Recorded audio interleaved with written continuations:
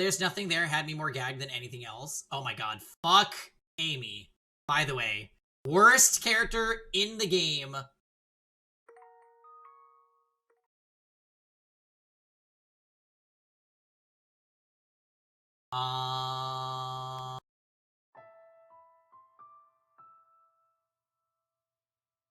Looking for my capture. 1 second. Oh, there it is. So, I'm afraid even Storytime can't fix Amy. I also feel that way. I don't think there's any fixing her. She can stay broken. Yeah, fuck Amy. Also, you guys in the Discord posting, you guys in the Discord posting that reaction image of where she says, homosexuality, it's disgusting, is fucking hilarious.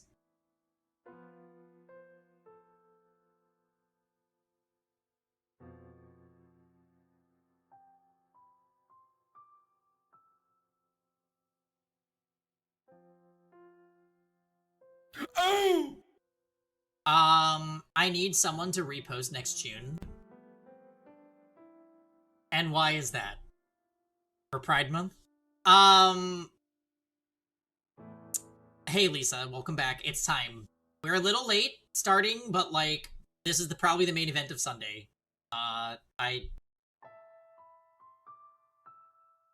No,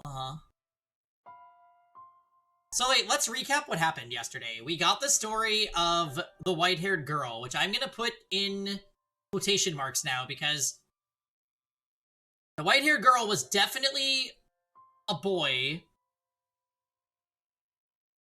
and the mother made them believe they were a girl, treated them like a girl, and then forbade anybody outside of servants and family from seeing them so that they would never learn what a boy actually is supposed to be like. But I guess the main question here is, why does she not have male genitalia?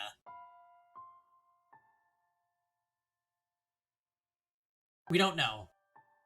We're probably going to find out, and I don't know if I'm prepared for the answer that the game is going to offer, but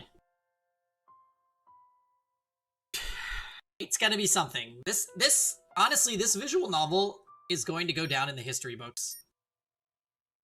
Much like a lot of other ones have, for better or for worse, this one will be in the history books. I think for a good reason, but yeah. Right. There's a great example of one that's in the history books for the wrong reasons.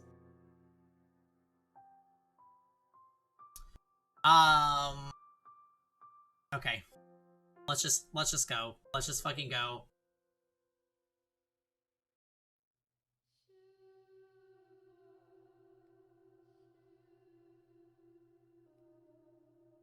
I forgot what happened at the end of the last episode. Amy came in and is like torturing Michelle.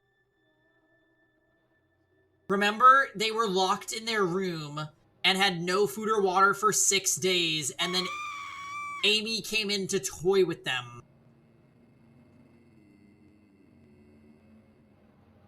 My hell was only just beginning. Okay, yeah, I'm remembering extra why we do not stand Amy. Having gotten food and water, my body recovered somewhat, but I was hardly in peak condition. That would take some time, given how badly malnourished I had been. Amy continued to treat me like her pet, constantly stoking the flame of rage within me, but I was too weak to stay on my feet for long, and talking hurt my throat. I assume it was a calculated effort on her part to maintain power over me. To keep me as miserable as possible. She always had a smirk on her face as she gazed down on me.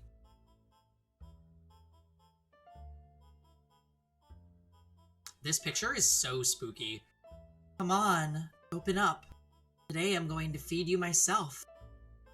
What's the matter? I can't put anything in your mouth. I can't put anything in with your mouth closed.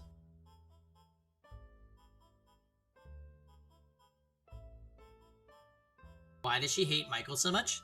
So Michael, at the family meeting, outed that she was sleeping with Didier. Are you late? We just started, Thomas. This game is... Did you watch yesterday? Yesterday was mega messed up. We did just play Fire Emblem for 4 hours, but now we're moving on to Fata Morgana for a bit.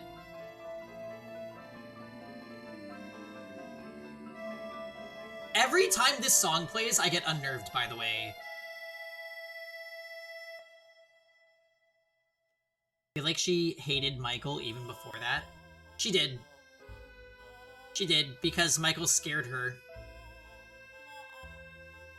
And wanted to kiss her.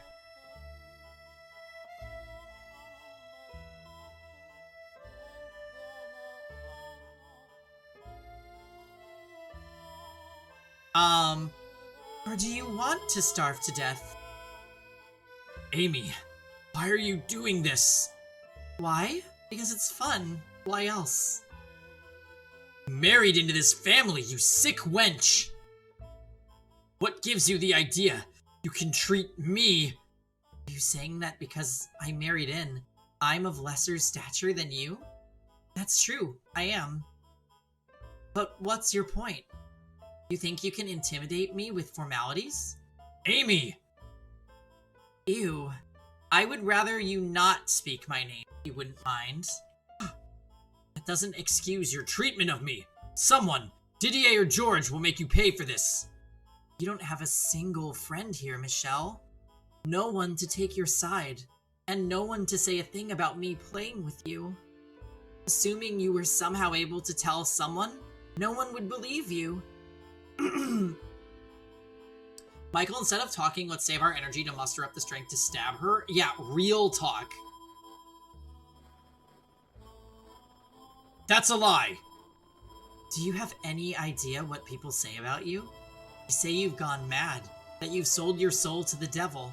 Do you honestly believe anyone would trust you? I am not mad!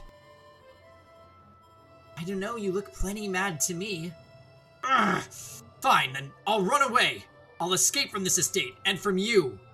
You think you could survive out in the world with that body? A stray cat could lift more than you. You'd never find work. I give you a week at best. Can't be sure of that. Maybe I could make it on my own.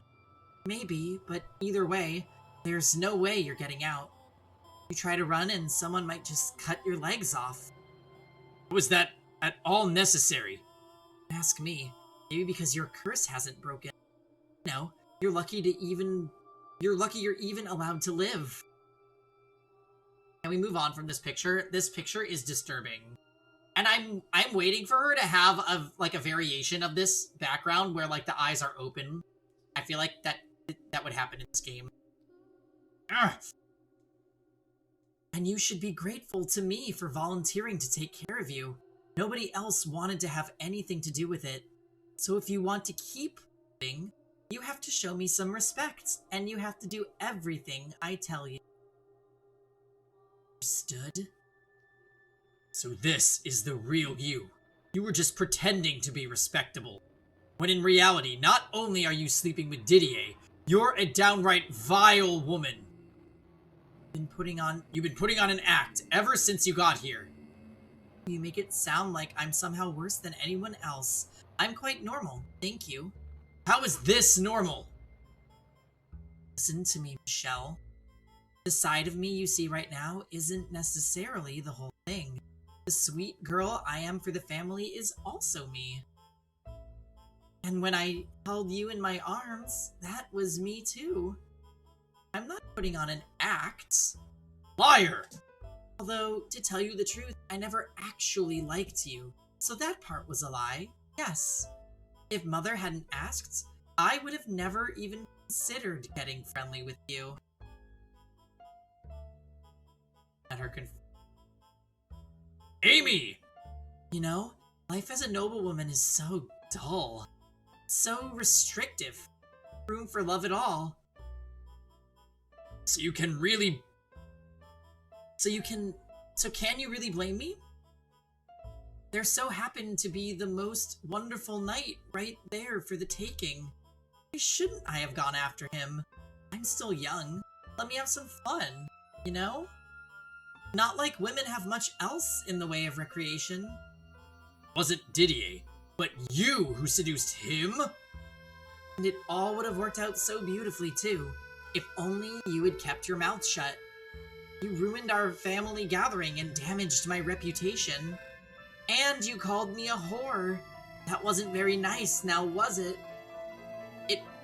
Is it any surprise I'm a little sore? You brought this upon yourself, Michelle. I brought this on myself? Don't you dare! Nothing justifies what you're doing to me. I'm not the disturbed one.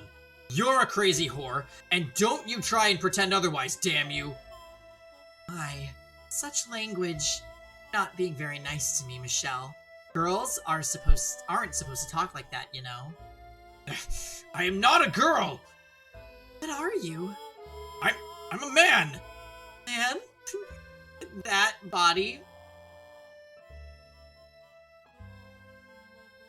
Amy quietly rose, grabbed me by the hair, and shoved me to the floor.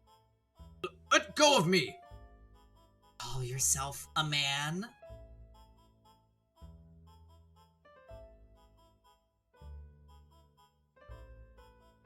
I really don't like where this is going. I feel like something very uncomfortable is about to happen.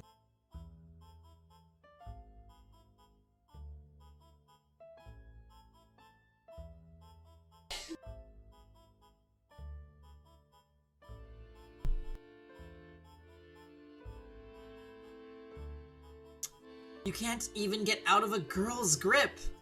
Ugh. I'm not all that strong either. In fact, I'd say I'm rather weak. Just a small, powerless girl. If you were a man, you would have no problem breaking free, malnourished or otherwise. But you can't. Get! She traced the lines of my emaciated ribs with her nails, traveling slowly down my chest. Even ignoring that, you're missing the most important part. Stop! Get off me! Tried to shove her aside with all my strength. With all the strength I could squeeze out of my arms, but as Amy had said, I couldn't even overpower a girl. All I could do was lie there beneath her and beg. Get off me! Groaning in anger and frustration. Her finger came to a stop, just above my navel. She looked up at me with a sweet smile, and then pulled her hand away. And just as a wave of relief spread through me, she shoved me back, jumped up, and slammed her foot between my legs.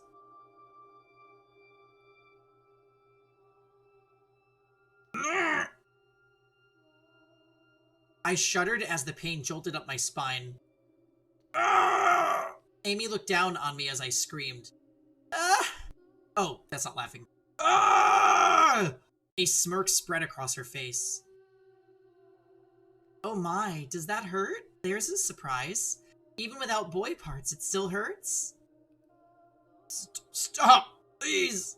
She didn't stop at stepping on me. I'm begging you, stop, please! She dug her toes into my flesh. What are you exactly, Michelle? The feel of it, you don't quite have proper girl parts either. Amy, please!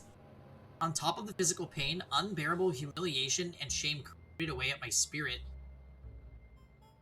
What a strange creature you are. Stop! If I could have died right then and there, honestly, that would have been preferable to the emotional hell she was putting me through.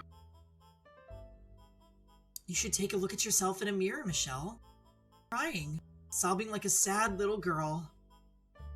Not much of a boy, are you? And you lusted after this body? Seriously, you're disgusting. I can't believe you actually had the gall to fall for me. Amy's abuse was not a one-time occurrence. As she had promised, she came to feed me every day, but her arrival brought nothing but anguish and torture. Every day, she chipped away more of my spirit.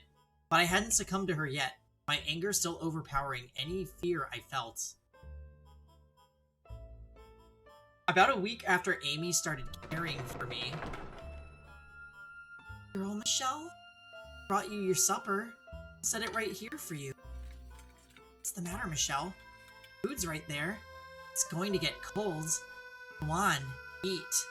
But no using your hands. Crawl over and use your mouth. Come on, eat. Or would you rather I fed you? Ew. Was that? Do you have something to say? I can't understand a word you're saying, Michelle. If you would eat, you would have enough strength to talk. Kill you. Huh? I'm going to kill you, Amy! That was, I believe, the first time in my life I had felt a sincere, overpowering desire to end someone's life. I wanted to see her dead. With my hands and legs tied up, I lurched for her. And like the dog she so wanted me to be, I chomped down on her wrists?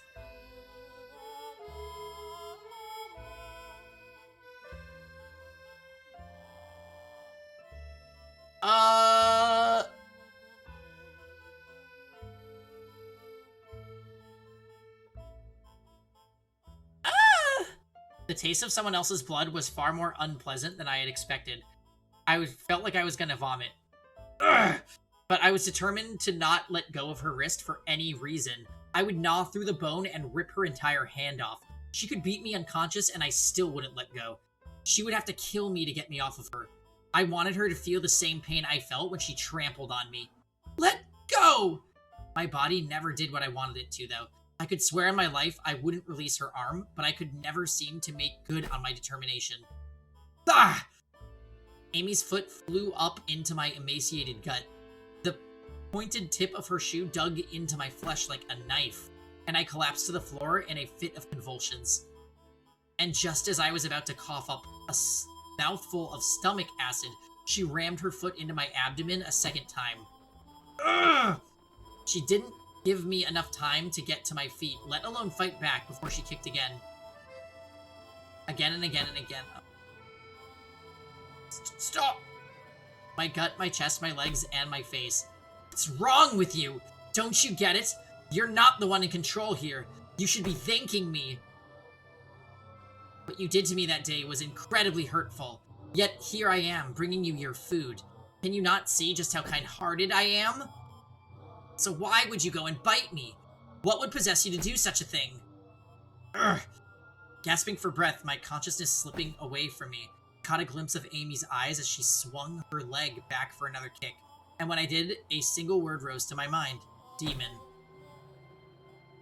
Isn't that something? You can't even stand up to a girl. I'm not that strong. I'm weak and frail. This is the first time I've ever kicked someone. Lies, you've kicked him before. I have absolute control over you, Michelle. You understand that now, right? You learned your lesson, didn't you? Not an ounce of strength remained within me. My tongue and cheeks were torn up and my mouth tasted of blood. Thinking herself weak and having no experience in the ways of physical violence, she knew no restraint. The ignorant can be so much more brutal and viciously relentless than the seasoned. My vision had gone red and I could hardly feel my own face. A small line from earlier comes to mind right about now. Hey, Dots. Just as I suspected, what's wrong?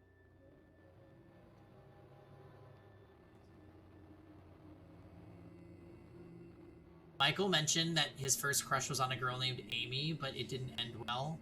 Well, I think that this would qualify as not ending well, yeah. She's like literally torturing him, trying to kill him. Just not surprised, Pengy? Okay. Thank you.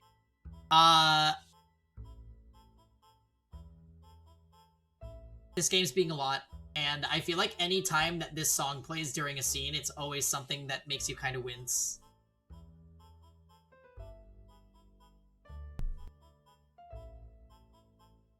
There was a strange gurgling sound with every breath I took. Jeez, what am I gonna do about this hand? It hurts like crazy. I know. I'll tell everyone you finally lost it. You tried to bite my hand off. They'll all feel so bad for me. I can just see the sad looks on Didier and George's faces. It will not. You know, your brother's completely given up on you. A deranged sister is nothing but trouble. You know what you are, Michelle? You're a demon child. Why was I the demon, and not her? Why did no one come to my aid? Several times I considered ending my life, but every time I did, memories of better days came back to me. Of the time before my body had transformed. The days when we were all so sure of our happiness kept me chained to life. Why couldn't things still be the way they had been then? In my heart, I hadn't changed at all. So how had things ended up like this?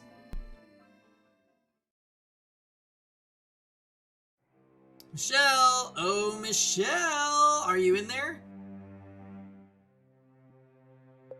Did you need something, George? Oh, come on, don't be like that. Clearly this is a flashback. Do I have to need something to talk to you? No, but you looked like you were in an unusually good mood, or so I thought. Well, why wouldn't I be? It's a wonderfully gloomy day out. I would understand if it were clear out, but can you really say it's wonderfully gloomy? Well, you can't be outside for very long when it's not cloudy, so in our case, this is perfect weather. Ah. So, what do you say we go out for a little stroll while we can? Dee's around today too, so we can see if he's up for it. It'll be like old times. We've been running around like headless chickens lately, so we haven't had much of a chance for sibling outing. We'll have Mom make us lunch and then... Oh, we'll take a couple of horses up to the forest edge. I'm fine with that if you are. You bet your bum I am. I asked after all. Now come on, let's go.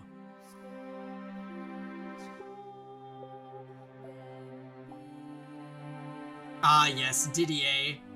An outing, you say? Yup. Hop on a couple horses and head for the forest. We haven't done this in a while, so I figured why not.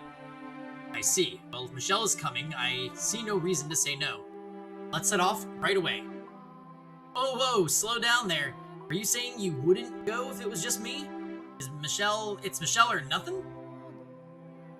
Poor George is being married to her. I know! George seems nice, actually. And Didier, I don't know. I mean, he's hot, so it's fine. 100% pure Peggy character? Oh, Didier? Yeah. He is Peggy core to a T.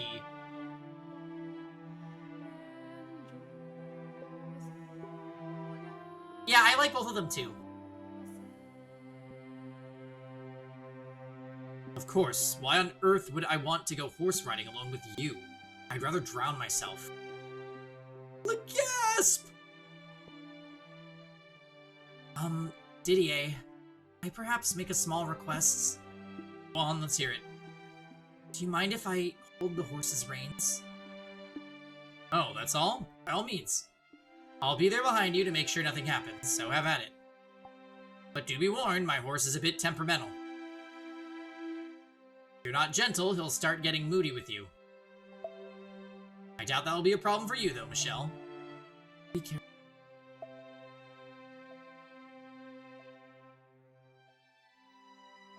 Hey, whoa, slow down, guys. Look at that, Michelle. George is still fumbling around all the way back there.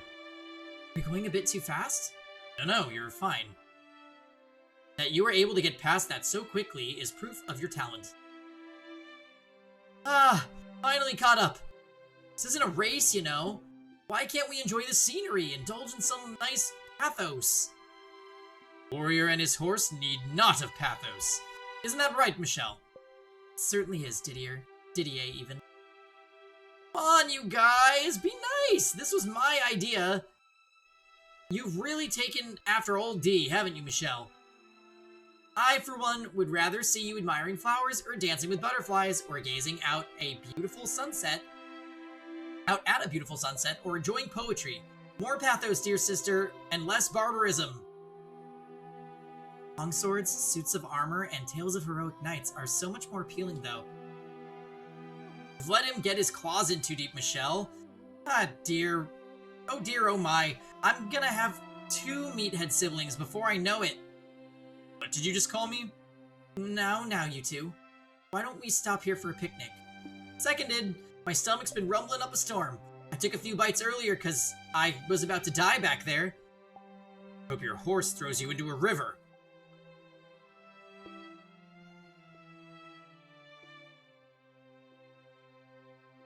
Hey, so the other day, I brought a cat home. Cat? Yep, speckled from head to tail and ugly as a witch's arse. I was gonna keep it in my room, but Mom flipped when she saw it. That filthy thing out of my house. Wish there was something else we could do about how much of a clean freak she is. George, try not to stress Mother too much. You're unpredictable enough as it is. It would be nice to have a cat. You think so? Then how about this? We'll keep it in the courtyard. I'll feed it on days when it's clear, and you can do it when it's cloudy, Michelle. Don't know what cats eat, though. I bet he'd like pastries. Do you want to kill the cursed thing? I cannot approve of anyone taking care of an animal who thinks that's a good idea. Sorry. Oh, pull the stick out of your arse, D. Life's all about experimentation. Live and learn. Don't experiment on animals. Well, if you're gonna be like that, then how about you help out too? You can keep an eye on us and make sure we don't do anything stupid. Well, now you're trying to drag me into this. Already done. You're in. It's settled. Damn it, George. Now we need to come up with a name.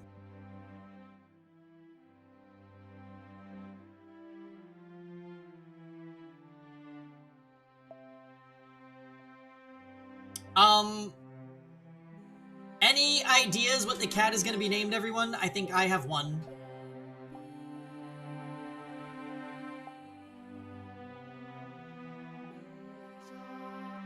Morgana.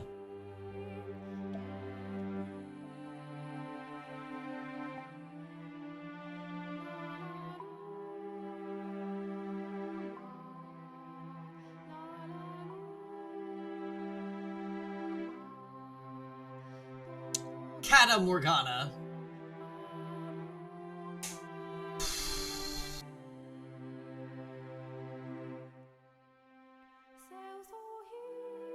Oh, another Persona 5 collab? Oh, I guess Fata Morgana's announcing its end of service. Thank you.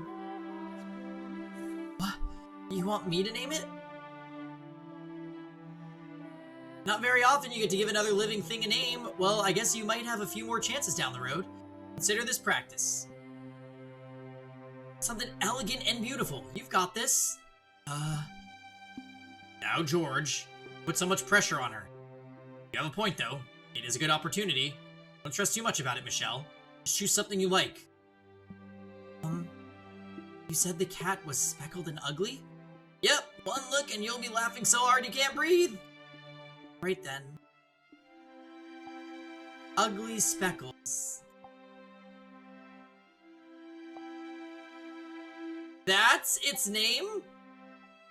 It would seem you do not have a future in the arts, Michelle. Perfect cat name. I can't believe it's not Morgana. But you said it was ugly and speckled, George. I did, yes. You could have tried a little harder than that, though. But, you know, why not? Ugly Speckles it is, then. It's actually kind of charming when you say it out loud. Ugly Speckles. It's not that funny. It is quite something indeed. The more I think about it, the more I... Not you too, Didier. We should bring Ugly Speckles on our next outing, sitting together beneath the clouds, having lunch. Classic. Classic Pangy misreading the game. That we should. When Michelle's gotten a little bigger, let's do this again. 3 of us and our ugly speckled cat. You said it. We're all good friends here, after all. Never been your friend, though. God, why must you always be such a jerk?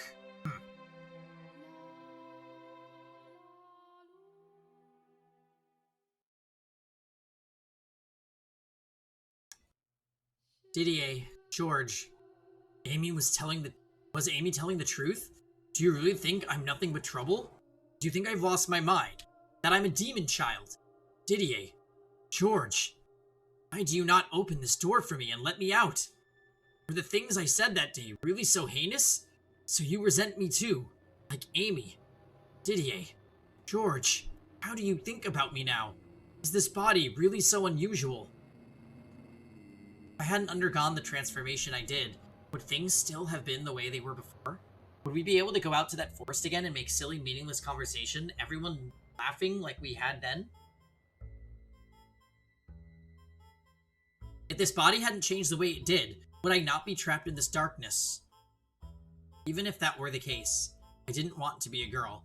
If God descended from heaven and offered to change me back, I would have turned him down, because inside, I wasn't a girl. And my nightmare at Amy's hands didn't end there either. As much as I loathed to admit it, I was terrified of her. Every day I dreaded the sound of the door opening. However, if I were to block the door with furniture, I would lose my only remaining lifeline. I had no choice in the matter. Please not this again. It's time for supper, Michelle. Got your favorite. Parsnips. Oh, this is why! Okay, the parsnip trauma. Okay.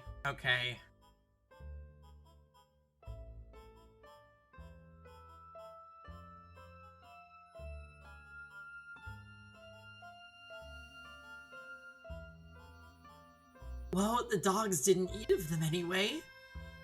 You don't mind, do you? I'm going to cut your nails today, Michelle. She's gonna feed her pickled okra. Parsnip trauma? Yeah, parsnips were something that Michael had mentioned to Giselle that he hates. And this is why. I need to stay very still. You wouldn't want to my hands to slip. So make sure you do... So to make sure you do, I'm tying you up. This way, you can't accidentally move. Here's your water, Michelle. It's murky. It's me. I must have fetched it from the wash basin by mistake. Supper time, Michelle. Brought you parsnips again. Don't worry, the dogs didn't have any of these. They didn't seem to be interested in eating them raw. Amy is just less creative Maria. Well, that's not fair to compare any character to Maria because Maria is a peak visual novel character. What? You don't want any? Then what am I gonna do with these? You know, Michelle, you're such a disgrace. Cry for me, won't you? Beg for mercy. At you. All that pride. Gone out the window. It's hilarious, I tell you. She did everything imaginable to torture me, both physically and emotionally. To be honest, it was rather impressive in a sick way, how she was able to come up with so many different ways to torment me.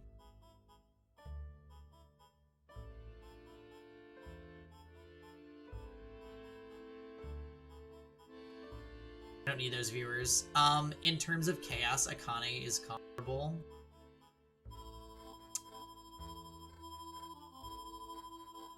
And she knew precisely what caused me the most pain, my body, and the discrepancy between what I was and what I felt I was. She delighted in telling me I wasn't male, and sometimes in showing me, but I don't think I need to describe the things she did to me in any more detail. I could think of only one way to keep myself from breaking down. I completely stopped talking, stopped struggling. Then, one day, after about 6 months, she said with a disinterested sigh, "I'm done." That was the last of it. By swallowing my pride and not resisting, I was able to escape from her grip. Once she was gone, the servants took over attending to me again. I was still imprisoned, but now there was a serenity in my solitude. I didn't speak with anyone. I didn't make eye contact. I didn't do anything. I just lived. And even though I had peace, I still feared Amy having a change of heart. I trembled at the possibility that one day it might be her that opened the door. But above all, I despised the fact that I lived in such fear of a girl. An overwhelming self-loathing threatened to crush me. It's been a year now. How do you figure, Lisa? A year since what?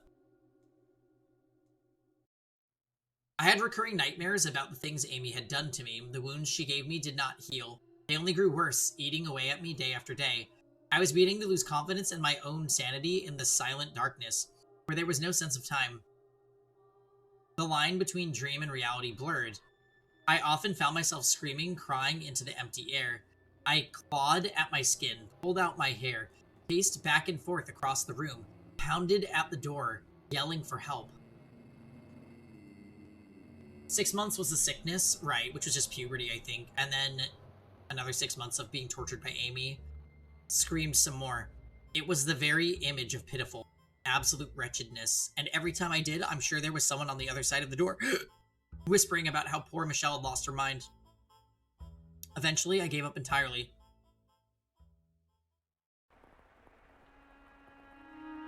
It was a stormy night in my 16th year. I had been confined for more than 2 years at that point. Heavy rain pounded against windows like 1,000 little spears. I was sitting quietly on my bed, unable to fall asleep, when suddenly there was a loud banging on the door.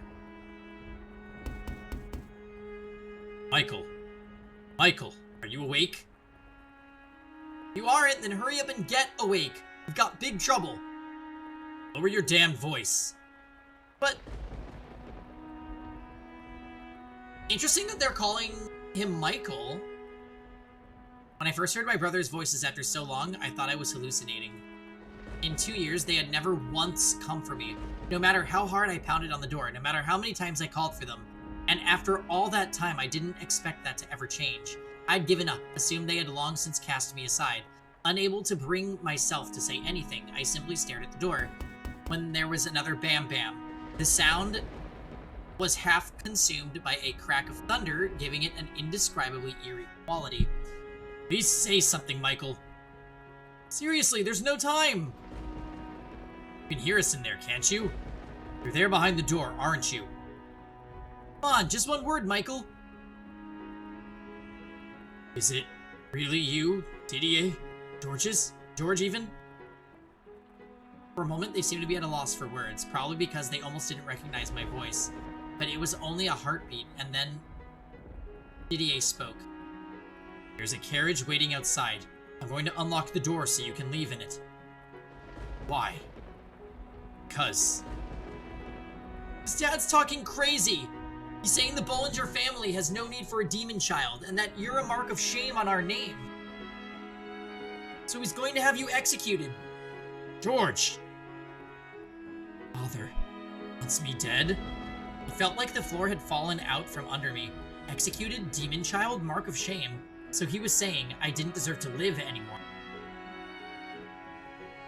It's planned for tomorrow morning. We only just found out ourselves, which is why you prepared a way for me to escape. But why? Why? Do you even need to ask? Because we're family. Something terrible has gotten into Father. I clenched my teeth, fighting back a bitter, angry sigh. But I couldn't keep all those emotions bottled up for long.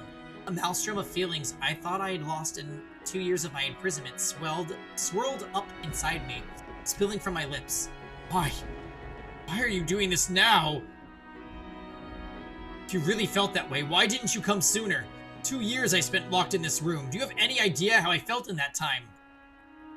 Any idea how hard I had to fight to endure? How many times I cried for your help? Yeah, that's what Michael's saying now, Lisa. It's very, like, why are they waiting until this situation? How hard I pounded on the door, begging to be set free. But never once did you come. Not even once. Michael. I scare you, don't I? You think I've gone insane, that I've lost my mind, that I sold my soul to the devil, don't you? No, Michael, we don't. And why? Why didn't you come and set me free?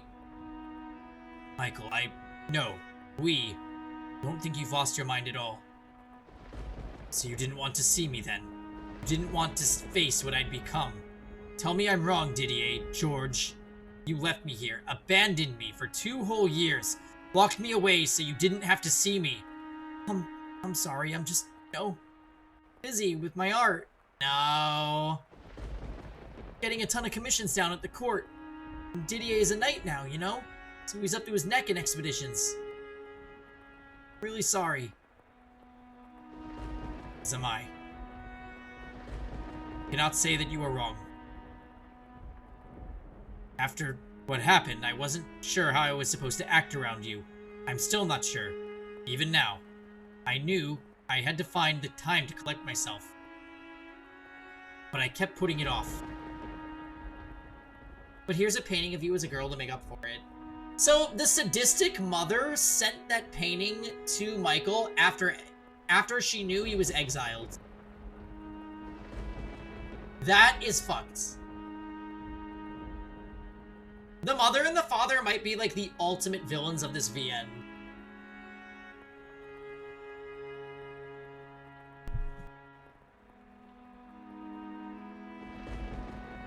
Oh, true, Amy. Amy might actually be worse. Vainly hoping that time would take care of it all. Amy is a hero of her own story, not this.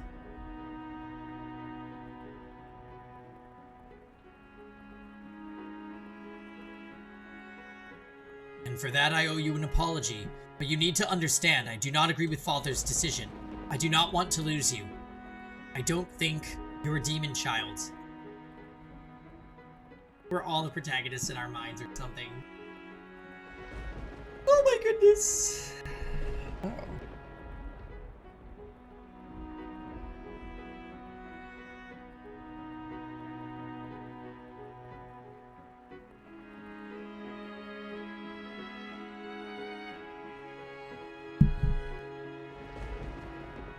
And George feels the same. Neither of us want to see you dead. What he said, Michael. There's not much time. We need to get you out of here. I bit down hard on my lower lip, hard enough to draw blood. It was that or start sobbing. It's a little late for that. Michael. If you don't get out of here, you're gonna be killed. If I'm not an angel sent from heaven, or a demon child, then what am I? What on earth am I? What are you? You're a Bollinger. You're our family. That's all there is to it. I pray you can forgive me for averting my eyes for so long. I trust you. I trust that even if the whole world says I'm cursed, that you'll always be on my side. That you'll always be my brothers. Can I put my trust in you once more, Didier, George? Absolutely can, Michael. I swear to God on high. And I swear to the God of art! Michael, I have no other choice, do I? I couldn't talk Father out of it, could I? I would rather you didn't try. He is not a man to change his mind. If you were to show up before him, he would likely draw his sword on you himself. It would destroy Mother. I'm sorry. We're not doing this only for you. Okay, I'll go. Oh, thank goodness! The carriage will take you to a mansion, Michael. It's a property Father purchased some time ago, but due to rumors about the house, it's abandoned. No one wants to buy it from him either, and it's unlikely to change. It's the ideal place for to keep you out of sight. Kinds of rumors. Well, no point in keeping it a secret. He has the right to know. They say a witch lives there. Witch. I think it's all just made up, personally. I went to check the place out, and there was no one there. It was a little dreary, to be sure.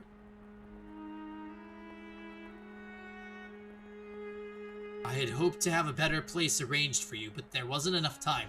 This is only temporary, Michael. I cannot say how long it will be, but Father will pass eventually. When he does, George will inherit the estate. And that will mean you can return. So I ask that you hold out until that time. If I don't leave, I'm going to be executed. So send me anywhere. I won't complain. I'm glad to hear you say that. I will talk to Father and ensure he does not suspect anything. Make this work, don't you worry. The long and short of it is Dad simply wants you erased from the family. Hey, Grant. George! Sorry. I wasn't trying to be mean. But anywho, once I take over, we're in the clear. You'll be acknowledged as a Bollinger. See. Okay then. Can I open the door now? Just a minute. What? You're still not ready? Don't have any clothing. Ah, right. Wouldn't, huh? How tall are you now, Michael? Around the same height as you, I think. Taller than me? Damn! Alright, I'll bring you some of my clothes. Thank you. Wow, I don't think I've ever heard you say thank you without putting up a fight, Michael. It's not true. Think. Haha. I'll be back soon. Get what you need together. Right. Oh, I'm ready, because I literally have nothing in this room.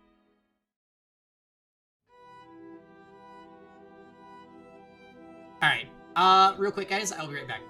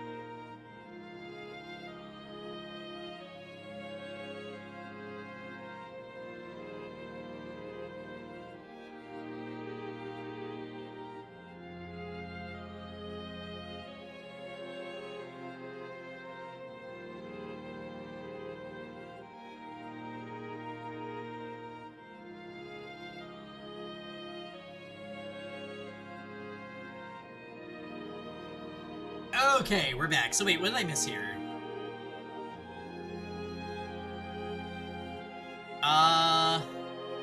Sitting in the carriage waiting outside, listening to the pitter-patter of rain, I gazed out at my two brothers. I hadn't seen them in 2 years, and they hardly looked any different than how I remembered them. I was the only one who had changed, and dramatically at that. Looking at them, I couldn't help but remember the old days, playing chess with Didier, learning to draw from George. Our sibling outings. So do we think Giselle, Michael, or Morgana suffered more?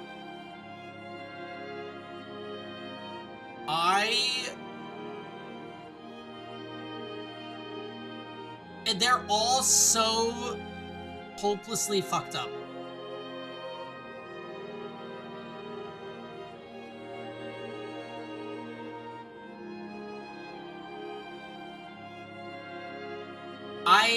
Yeah, I have no idea. how to answer that, because they're all the stories have been so tragic.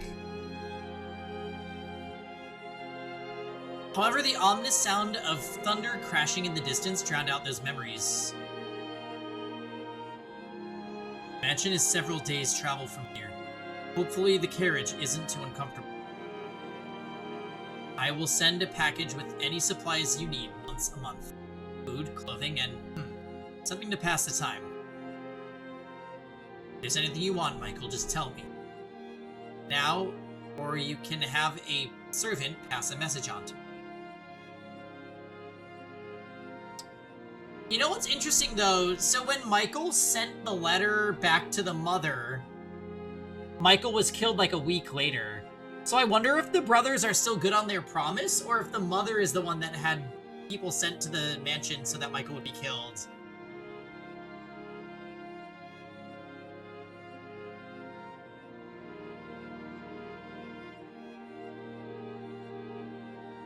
Can't think of...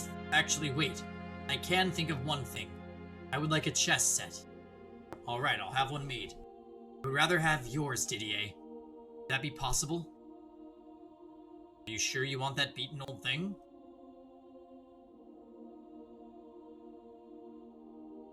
Yeah, we know that the mom definitely is fucked up. Yes, I want that one. Alright then, I'll include it in the first delivery. I'll send you something too, Michael. Anything you want, just tell me. In that case, I would like some art tools. I'm nowhere near as much of an artist as you are, George, so they don't have to be anything special. Gotcha, so some canvas and, how about some charcoal? And when you're back, I want to see what you've made with it, okay? Okay. You know, this is already hard enough on you, Michael. But I need to ask you to do something for me. Avoid making contact with anyone who doesn't already know about you. So I can't talk to anybody but the servants. Simply, yes. Tomorrow the world will consider you dead. So we cannot have people finding out who you actually... that you are actually alive. Especially Father. Please do this for me. I've been doing that for 2 years already. I've long since lost interest in interacting with anybody, so you don't need to ask me to keep to myself. Right. Does anyone else know that I'm alive? Yes, Mother knows. In fact, this was her idea. Was. She loves you, Michael. She really does. Mom just, is having trouble facing the truth. So even though she's not here to see you off, I guarantee you she doesn't want to see you dead. She wants us... She wants to have you in her life again. I expect Mother will be writing you, so please take the time to write her back. She's a troubled woman, but her love for you is true and unwavering. Oh yeah, this is the same mother that said, capture the demon childs.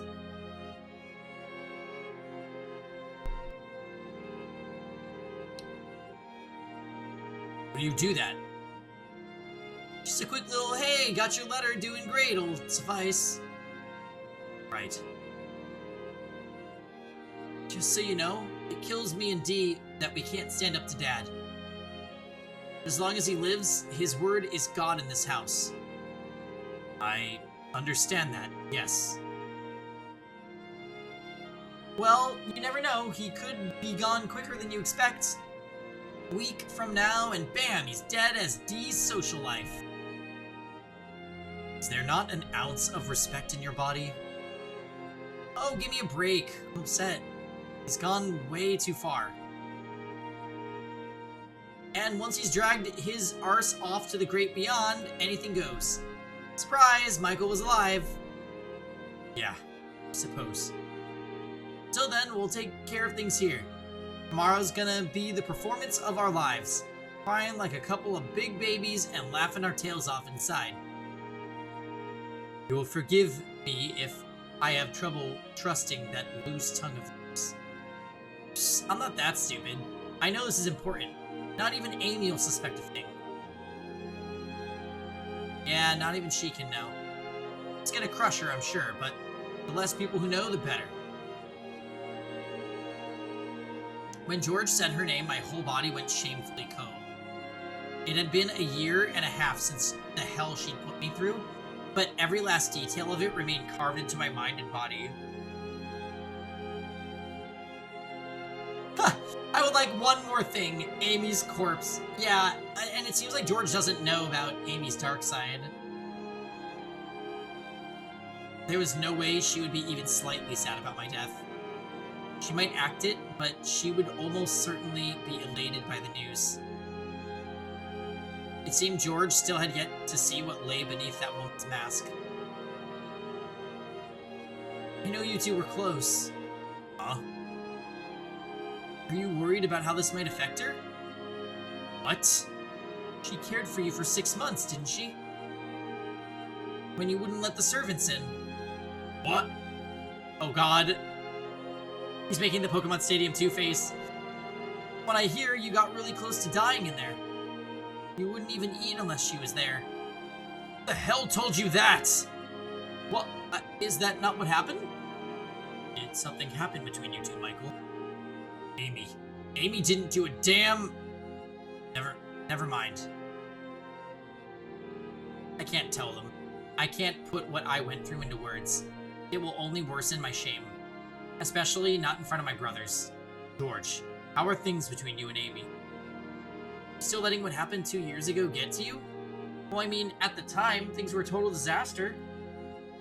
I'm all excited about getting myself a pretty little wife, only to find out she's rocking the boat with someone else. Cried for weeks. Yeah, sorry. Deep down, though, she ain't actually a bad girl. She's young, and kids make mistakes. After it all came out, she turned over a new leaf. She started doting on me something serious, and well, it's hard not to let one little mistake like that go when she's trying so hard to make up with me. The age excuse doesn't work for Dee, though. For about a year, things were really rough between us. Didn't even want to look at him. But at the end of the day, we're family. We can get past anything. Besides, because you let that cat out of the bag, that gave me something to hold over Dee. All things considered, I'm not complaining. So, you say you're happy then, George? Sure would, yep. Believe it or not, I'm kinda head over heels for her. Hard to not like a girl like Amy. See. Do you really feel that bad about 2 years ago? So she's still keeping up the good girl facade around George and Didier. No one else knows she's actually a sadistic, cackling demon. There's nothing less trustworthy in the world than a woman who's always smiling. But if George thinks he's happy, I can't take that away from him. Michael? Oh, right. Yes, I do feel guilty about the way I lost control of my emotions and took it out on you guys. It happens to everyone. In fact, you could stand to do little more than shouting and fussing. He's too nice for his own good. Yeah, I know. He doesn't want to start shit. Like, he's like, you know what? I'm just getting exiled, and I need to just get out of here, and I'm not gonna ruin... I'm not gonna rain on George's parade.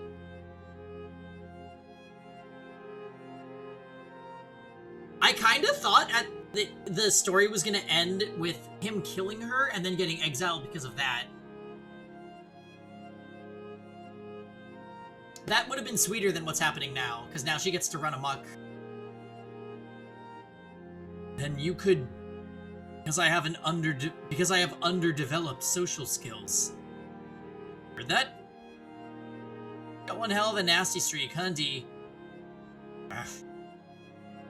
Glad you're still on good terms. It wasn't my intention to pit the two of you against each other. You know, blame falls on my shoulders.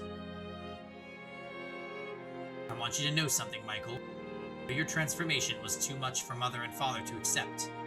In enough time, everything will go back to the way it was before, just like it did for myself and George. None of this is your fault. It was all unfortunate timing. God's a little bit of a jerk, too. Try not to forget that I am a knight, George. In time.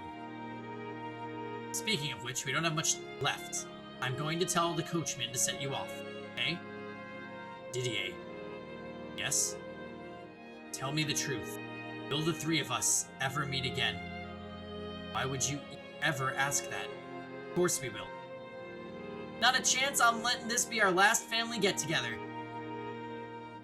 One last question, then. Yes. Am I your brother? Well, I mean, look at you. Don't look like much of a sister to me. So, yeah, I'd say you are. I see. So long, then. Okay, Didier didn't answer. Only George answered. Which means George is a real one, and I don't know what's happening with Didier. And may good health bless you until we meet again. Till then, Michael. Farewell. Before seeing me off for good, they both gave me strong, firm hugs. Didier first, and then George. The warmth I felt in their arms, in my family's arms, slowly spread through my chilled body. Is Didier not Pangy-coded? No, he still is. That will never change. Which made it much more difficult to part ways. The wheels of the carriage rattled against the wet, stone-paved road. I stuck my head out the window, watching as they shrunk into the distance, standing there in the rain until they were completely out of view. A tightness filled my breast. Every glimmer of hope I had for my new life was matched by an equal degree of darkness and uncertainty. Would I make it back home? And if I did, would people still call me a demon child? Having to write mother was another uncomfortable weight on my soul. The thought of having to play a girl for her made me sick. George had acted like it would be nothing, but it wasn't that easy. It was more than mere pretend. Didier had said that with time things would change, but how could he be certain that those changes would be for the better? The wooden wheels turned, carrying me away to the cursed mansion.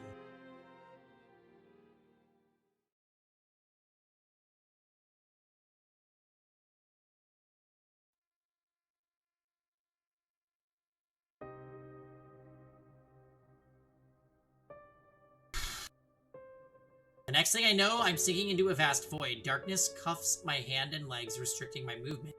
Images of the past I had kept buried away for so long stream past me. This isn't how I wanted it to happen.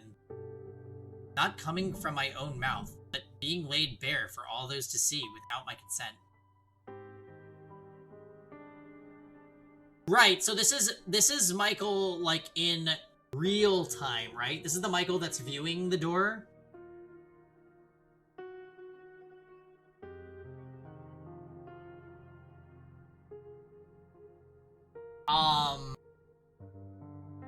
That wasn't how I wanted her to find out about my secret, about my shameful history. I warned you, my dear. I told you you didn't want to reclaim your old self. If you had simply let it be, you wouldn't be here now, forced to relive it all.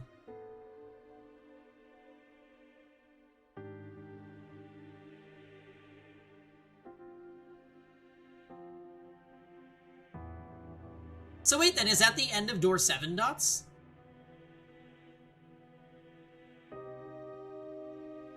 Now do you understand?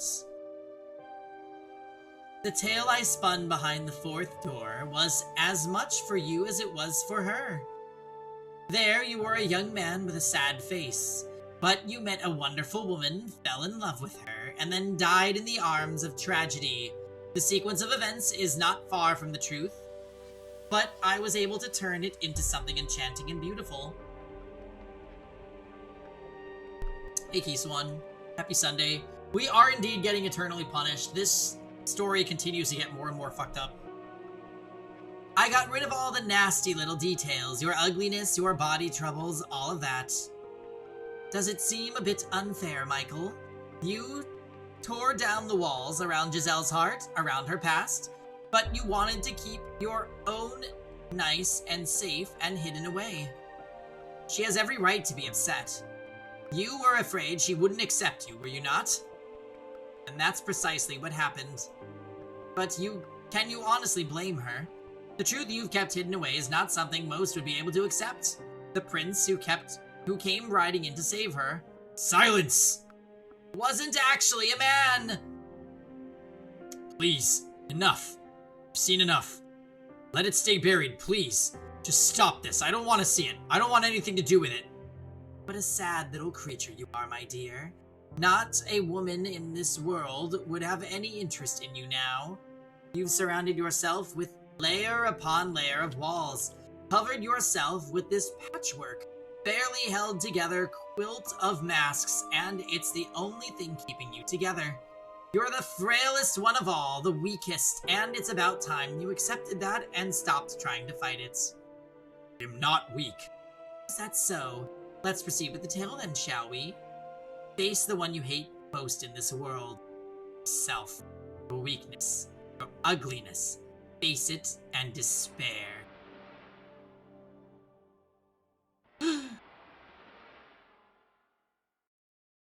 Ah! Don't!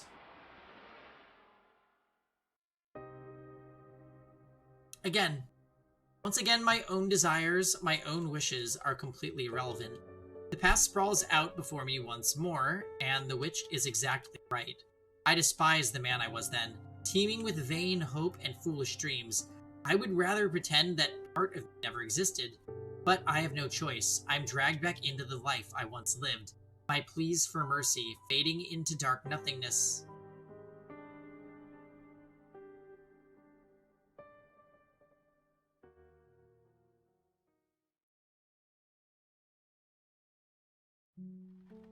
I don't remember how long it had been since the capital had disappeared into the distance, but I'd been on the road for some time now.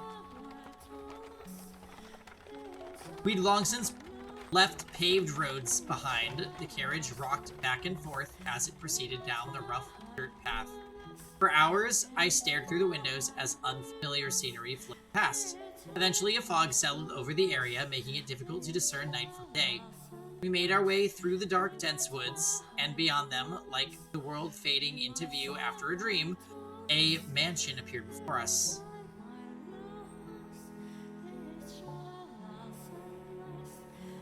All the windows were either shuttered or boarded, encasing the house in darkness. In a way, it felt like all I had done was move from one prison to a much larger one. Briefly, I thought they had possibly been sealed to keep anyone from seeing me inside, but my coming here was a very recent development. More likely then, the house had been in this condition since it was initially purchased. Quite the piece of property my father had found himself with. I wondered if he had been swindled by its previous owner. It was a gloomy, uninviting place, and it didn't appear to be in disrepair. The coachman left my luggage outside the door, gave me an empty farewell, and then went on his way. I was entirely alone. I spent some time just staring out at the forest, but naturally there was nothing of interest to be found there, so I quietly turned around and opened the door to the mansion.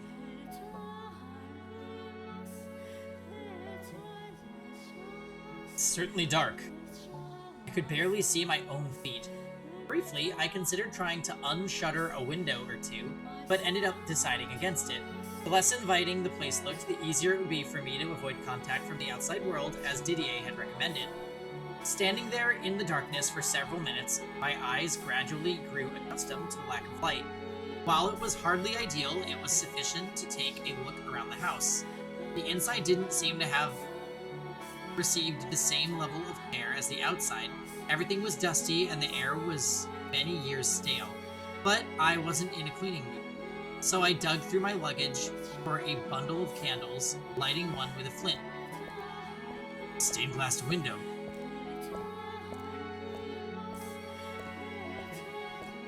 Examining the large room I found myself in, I came across a stained glass window depicting an angel. The Archangel, after whom I had been named, looked solemnly down upon me. Quite the joke. 2 columns of evenly spaced pews ran the length of the room, all facing the multicolored window. I set the candlestick on a podium of some sort, which is when I realized this is a chapel. A flat length of silver, bent in the middle, was mounted to the pulpit's face. When I saw it, I knew exactly what it used to be. Cross. The pews weren't facing the stained glass, but the cross. Why, though? It felt as though the mansion had been built around the chapel, rather than the opposite.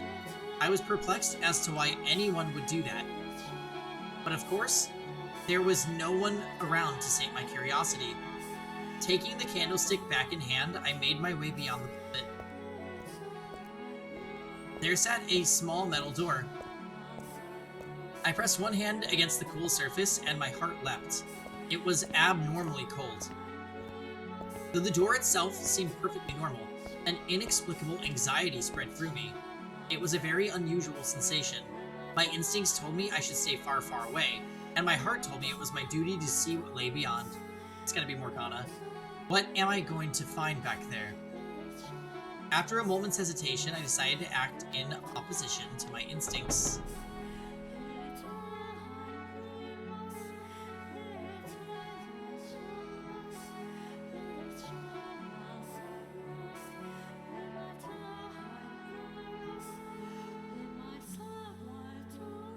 I was looking at a long spiral staircase. The wooden stairs stretched so high, I couldn't tell where they ended. An observation tower, perhaps. As if being pushed forward by some inhuman force, I mounted the staircase. By the third or fourth loop, soft light began peeking into the tower through the regularly spaced rectangular openings in stone walls.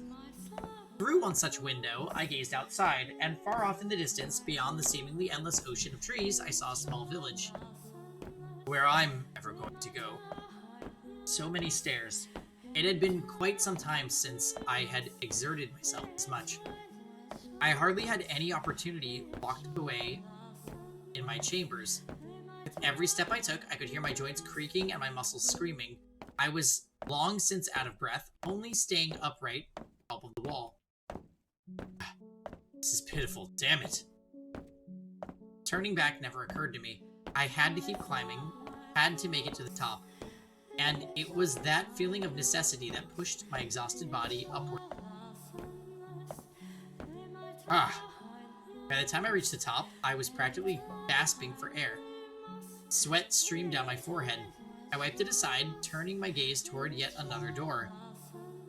But unlike the first, what on earth? A tangle of rope covered the surface. Layers upon layers of it, making its intent abundantly clear. Nothing shall come in or out. It didn't look like it had been put there recently either, as much of it was rotted through. Out of curiosity, I grabbed at the coil and yanked. The rope snapped in several places, chunks falling limply to the floor. That wasn't enough to allow the door to open, though. People only sealed doors like this for a reason, largely because they didn't want or couldn't allow others to see what lay behind them. Like what they did to me. For a few moments, I felt as though I was looking down at myself from outside my body. If it hadn't been this man, but someone else standing there, would they have turned back at the sight of the sealed door, acting as though nothing was there?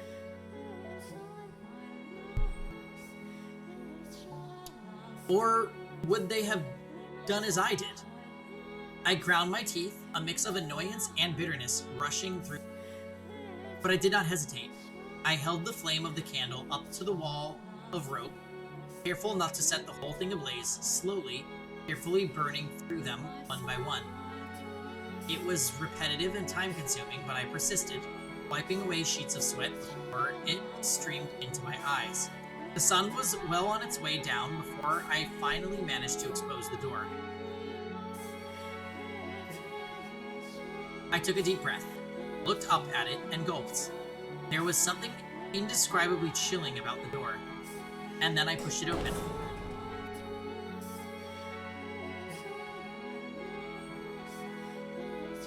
A barely noticeable breeze brushed past me. A single ray of sunlight shone into the room. Coming from a single window sitting high atop the wall, it cast a milky white patch of light on the hard floor, revealing the fact that I was not alone.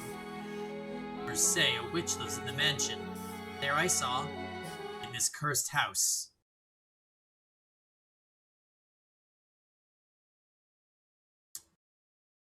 Okay, Paranormasight moment. A skeleton with only one arm. Cursed mansion for a cursed man.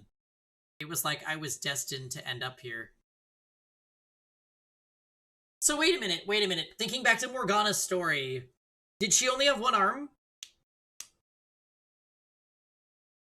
I'm remembering bits and pieces of Morgana's story.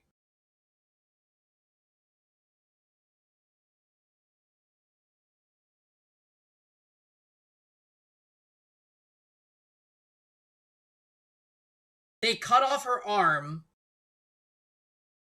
Right. The swordsman guy cut off her arm so that the guy obsessed with his sister could cure her. But she didn't die. She just lost her arm. Because her blood was holy and could cure miracles, or so people thought.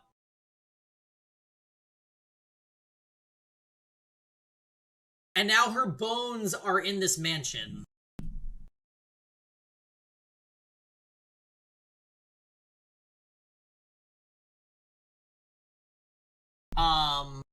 Okay. I had no way of finding out who the skeleton belonged to, so I left it there, at the top of the tower, and retreated into thought.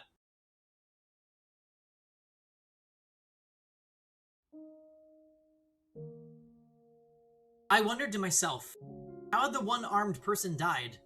How had they felt locked in that room, staring up at the sole window so far out of reach? About the only thing they would have seen was the sky and the occasional bird. They had yearned for more light. Had they yearned for more light? Or had they come to despise the tiny patch of it that trickled into the room? Had they been some sort of wicked criminal, imprisoned for wrongdoing? Not all prisoners are necessarily bad people. Having been branded with a non-existent curse, I couldn't help but think that perhaps something similar had happened to whoever was here, vainly reaching out for the sun, constantly praying for rescue that would never come. What had gone through their mind as they withered away? Would anyone ever come for me? Would my brothers keep their word? Or would I, years from now, end up another pile of dry bones somewhere in this house, unwanted and alone? Yikes. Robbed of all hope, with no one but the darkness to talk to as it sunk its teeth deeper and deeper into me.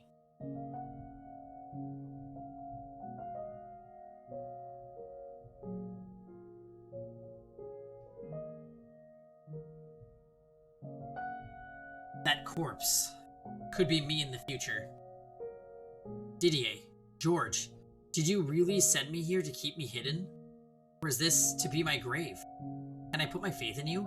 Can I trust you when you say I'll be able to return? That everyone will be... that everyone will happily accept me. That we'll all be together again, and that we'll play chess. That we'll draw pictures. That nobody will be left out. All I really wanted was for people to accept me for who I was. To accept that I was a man. No, that I had grown to resemble a man. That I had the heart of a man. I didn't need anything else. I didn't want to cause anyone anguish. I didn't want to hate anyone. Together forever. It's sad because we know that Michael dies without seeing his brothers again.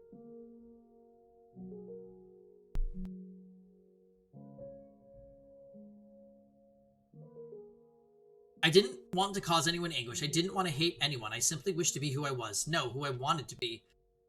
And I didn't want to be treated like I was strange or different. If that was asking too much, then at the very least, I wanted to have one person in my life who truly understood me. Didier, George, I pray that you can do that for me. Lurking quietly in the mansion's all-encompassing darkness, I waited and hoped that the day might arrive when I could come out of hiding. However, 1, 2, 3 years later, I still had not been set free. Only my mother wrote me. And in all her letters, she said the same thing. Your curse is broken. Come back home, sweetheart. Your curse is broken. I want you back in my life. When your curse is broken, everything will be back to normal. I wait expectantly for the day that you are free of your terrible curse. The curse would never be broken, though. What I was now was what I was meant to be. All that time I had spent as a girl, none of that was real. Didier had said he didn't think I was cursed. My brothers didn't think I was some hellish demon child. So no, the curse would never be broken. Because there was no curse to break. I wasn't cursed at all. There was no damn curse. And the flow of time eroded away at me, slowly killing any confidence I had once had, sucking me dry of all trust for others and myself. With enough time, I started questioning my own beliefs about what I was, started thinking that perhaps I was cursed. Much like they had at the Bollinger estate, the servants who came by every month did his best to avoid making eye contact. But beyond just bringing me food, he was also checking in on me and making sure I didn't attempt to run away. And every month, he probably went back and told Mother the same thing, that my curse had still not been broken.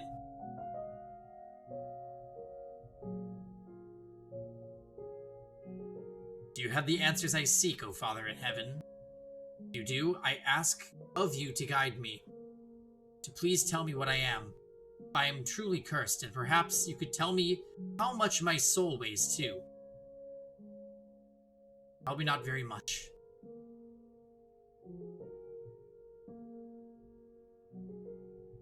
I spent enough time alone in the dark mansion to drive anyone mad. The more time that passed, the more I grew to question myself, my worth as a human being. And whenever the self-doubt and loathing became too much to take, I trekked up to the top of the observation tower to see the light. Sitting there on the hard floor, I would place my hand on the skeleton's leg and shoulder its hand. From the size of the bones, whoever it was appeared to have been young when their life went away. Poor child. Even I felt blessed compared to you. Oh, how miserable it must have been locked away up in this tower, to have your arm mercilessly severed. You have my pity, though. I alone shall mourn your death, and I alone shall take comfort in your presence. This is pretty fucking weird, Michael. Like, sitting in an observation tower with a literal stack of bones.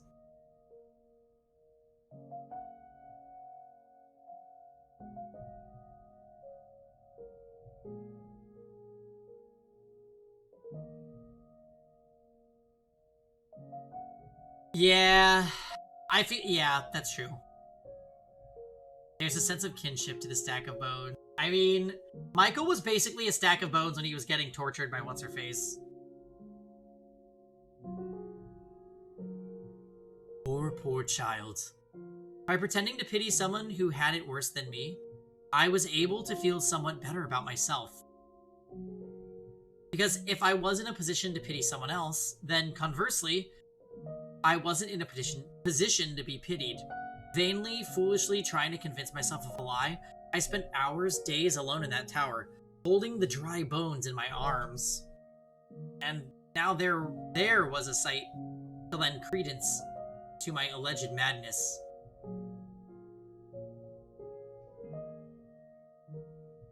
Over time, the air in the mansion seemed to thicken, as if the fog were condensing. Water pushed out all the air, swallowing me up, suffocating me. Putrid mire. I was trapped at the bottom of thick black sludge. Soon I lost track of the passage of time, my only landmarks being the dates on Mother's letters. Before I knew it, 8 years had passed.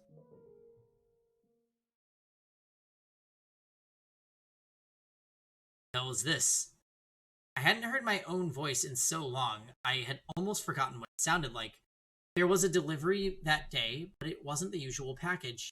The servant was instead carrying a large rectangular object draped in cloth. Yup! Okay, it's the fucking picture. Shoving that into my hands, he said, "The regular supplies will be here in a couple of days," and then ran off. Presumably, he was afraid to spend any more time than necessary with the first man, but I didn't bother to say anything about it. I knew it was a waste of breath. but I was not inclined to hold it against him if he didn't want to look me in the eye to exchange words. All I could reasonably do was sit back and bear it. As long as I kept my mouth shut, the man could just do his job in peace. By the candlelight, I began unwrapping the package the servant had delivered. From within, a sheet of parchment fell on the floor, and inside the package was a painting. Just looking at it, I couldn't tell what it was, aside from the fact that it was the portrait of a woman. I knew these brushstrokes, though. They were very distinctly George's. The woman depicted had white hair. White hair was a flash. A fresh jolt of the pain that had nearly faded away. Half dozen needles piercing my chest. So much blood had spilled from those gouges, I had long since lost any sensation of pain. But now it was back. Oh, Georges, you did. My whole body froze. The blood in my veins came to a halt. I couldn't breathe. I was drowning in a pool of imaginary water. I crouched down to pick up the sheet of parchment. It was a letter in Mother's handwriting. The first line read, as it did in all her correspondence. My beloved daughter Michelle, every day I pray that your curse might be broken, but lately I have come to think perhaps the reason you remain cursed is because you have forgotten what you were supposed to be. So long you have spent in that accursed form. Yeah, she probably did, Lisa. It is little surprise you would lose sight of yourself. How can you return to your true self if you do not even remember what that is? So I asked George to paint you a picture, hoping it might help you break free of your curse. You are a beautiful young woman, my dear Michelle. I presume you have already seen the painting. It's lovely, free, and flowing white hair, and skin like glass. Those deep, enchanting red eyes, those slender fingers and modest feminine frame, those soft lips. It is not you when you were younger, though. Instead, I had him imagine what you would look like now. That is what you will look like when your curse is broken. Isn't that wonderful? Imagine it. Envision yourself, your true self. Remember who you are. Recall your true self. I wait eagerly until the day you come back to me, looking as beautiful as you do in this painting. My dear, sweet Michelle, this is you. This is the real you. You are beautiful, my little girl, and I love you dearly. That awful fuss all those years ago, we can pretend none of that ever happened. Forget all about the dreadful thing that curse made you. Become the girl you used to be, the girl you were meant to be, so we can once more be a happy family. I'm waiting. Forever waiting for you.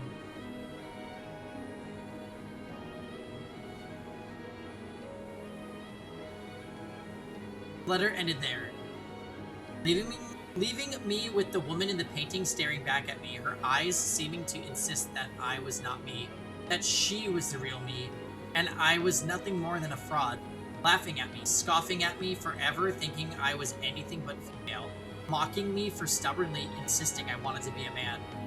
The pain in my chest swelled, spilling from my mouth in grunts and moans. Urgh! And then... Roar! I screamed from the bottom of my lungs. Why? I yanked at my hair. Why, George? Slammed the painting against the floor. You said I could believe you. You swore to the god of art. So why? Why would you do this to me? You said yourself you didn't think I was cursed. You acknowledged me as your brother. You know this isn't me, so why? Probably to appease Mom. Why would you make this? I've been waiting for so long. Put my trust in you and Didier. I trusted you. I believed you would always support me. Was that all a lie? Yeah, here's the break, Lisa. Deep down, you really think I'm cursed, just like Mother. And that's why you haven't written to me. Why you haven't answered any of my letters. Where did my faith get me?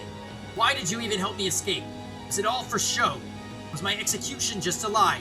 An excuse for you to send me somewhere far away? But was it? Tell me, George. Tell me the truth. What about you, Didier? Where do you stand? Oh, he's gone totally mental. No, this isn't real.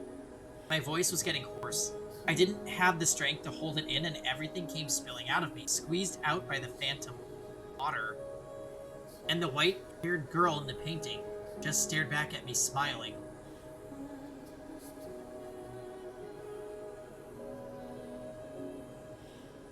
I bit down on my lip as hard as I could.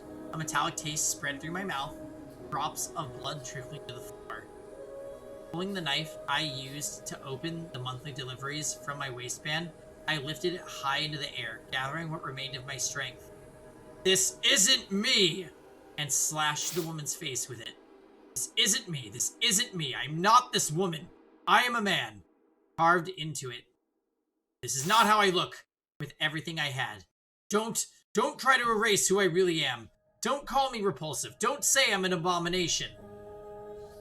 I tore into that smile, contempt surging from every slash. This woman isn't real. I wanted to curse the whole damn world. Every last thing. This wretched mire that had become my life. My brothers for happily going about their lives as I suffered here in the darkness. My delusional mother for refusing to acknowledge who I was. My father for trying to have me killed. Amy. Fuck Amy. For making me realize that I was a man, and then for torturing me for coming out about it. Everyone. I didn't care I didn't care anymore. I wanted everyone who had ever wronged me to suffer the same way I did. Happen. Okay. Okay. Okay. Okay. Okay. So this is what I wanted to get to. This right here. I didn't care anymore. I wanted everyone who had ever wronged me to suffer the same way I did. What happened in Morgana's story? Morgana was wronged by the Beast, the brother who had the ill sister. You will suffer! And,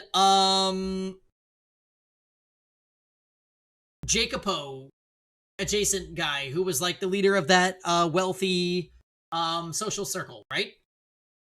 Now, those people got reincarnated into the doors. The people who made Michael suffer also got reincarnated into the doors. Everybody that he just listed is probably in all of the doors. The mother, the two brothers, the father, and Amy.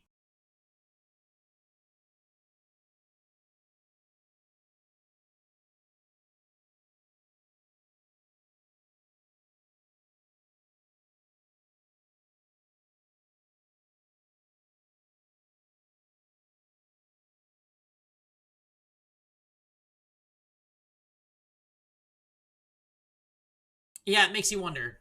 It makes you wonder who they were. I remember in the first door, white-haired girl's father was a painter. What does that mean? So I think whoever makes a deal with Morgana gets the people that made them suffer reincarnated into other timelines so that they can suffer again.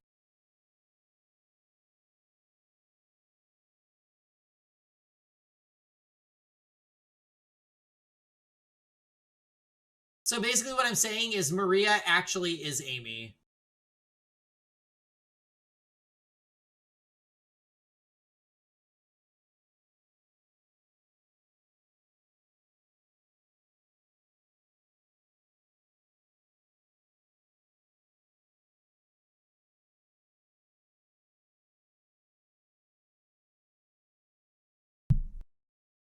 Okay. I can make that happen. Did Maria suffer? I mean, she got fucking killed, yeah.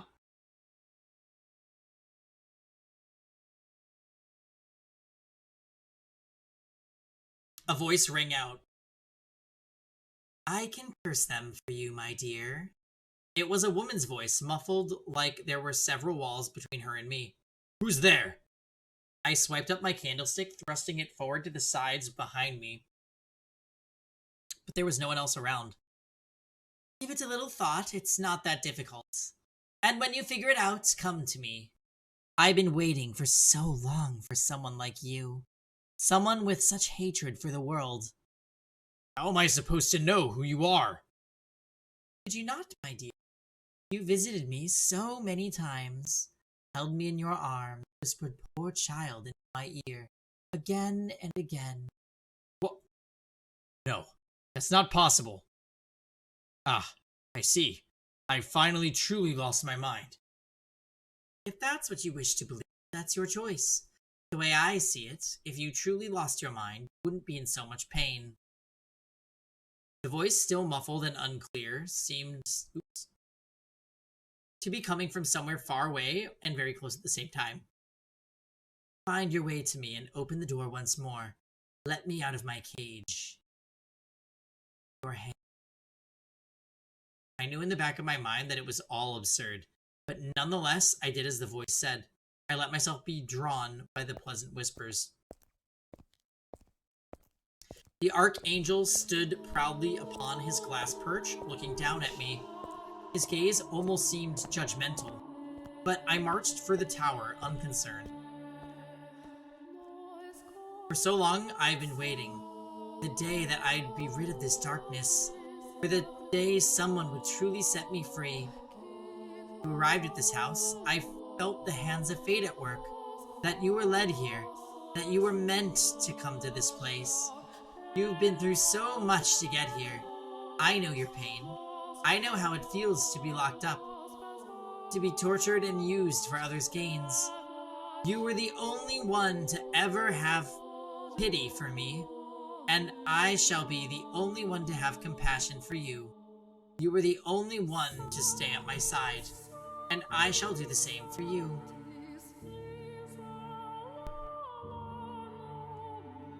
You can give me life again. You can resurrect me. Now, open the door, Michael. It felt like I was no longer in control of my own body. Her voice was tender in a way unlike either mother's or Amy's. Enticingly so. Standing at the top of the observation tower, I pushed open the door. Oh, is it bedtime for you, Grant?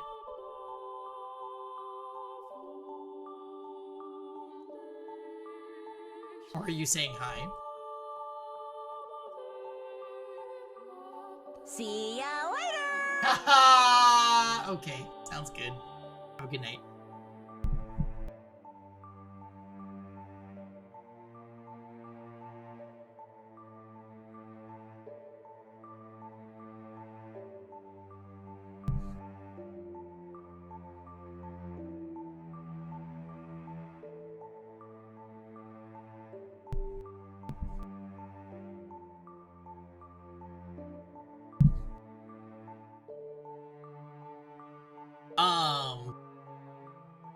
So I'm getting to it. I think we're getting pretty close to the end of this door.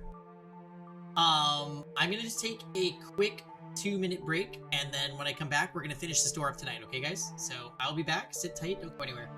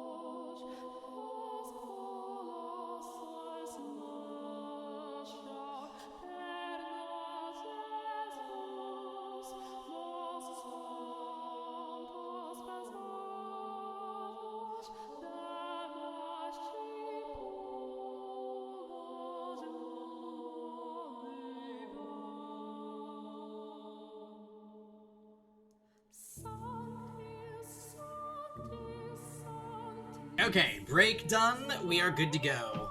I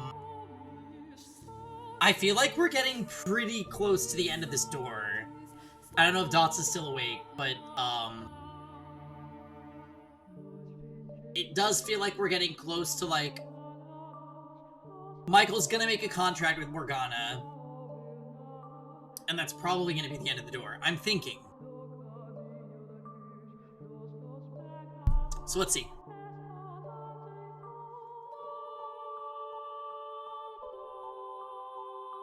There's a decent chunk left. Okay, so maybe I shouldn't plan on beating door 2 tonight. Or door 7 tonight. The first thing I saw was the ray of light shining through the window. And nothing else. Thank you for opening the door.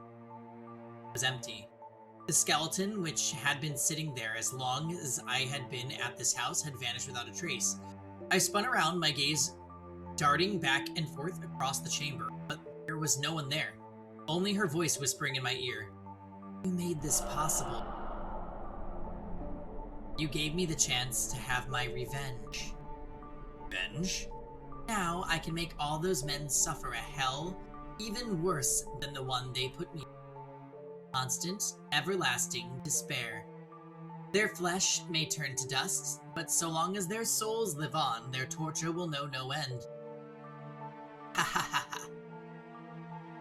The tenderness of her voice crumbled away, leaving only raw loathing behind. She then let out a half-muffled cackle. Who are you? Oh, you poor dear. They locked you up here without telling you whose house it was. You sad, pathetic thing. Though that's exactly the kind of person I needed. You're not the witch, are you? That I am. I am the cursed witch who loathes this puny, wretched world, curses it, and my name is Morgana. Morgana. I assume the witch was nothing but a legend, a tale. If you don't believe me, I'd be happy to show you. Let's see. I could place a curse on someone you have a grudge against. Drag them down into the dark abyss. You are the one who granted me freedom after all, sympathized with me, pitied me, appreciated me. You happily embraced my filthy corpse, and for that I will grant you your wish. Wishes can come true, Michael. Much the same way I was able to come back to life. If you remain steadfast in your desires, they will become reality. For devotion and yearning are the fountain from which miracles spring.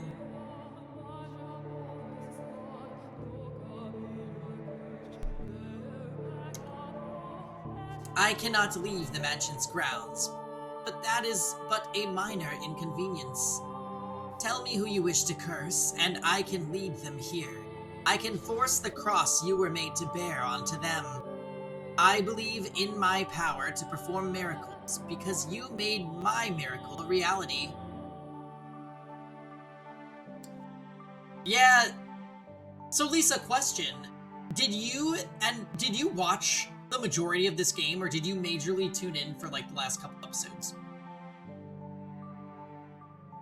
Because I think this game's music matches the scenes almost always to a T. Like, it's actually really, really impressive what this game does. You only watched the last episode. Lisa, you've gotta watch the other episodes. This game has been so good. Door 1, Door 2, and Door 3 were...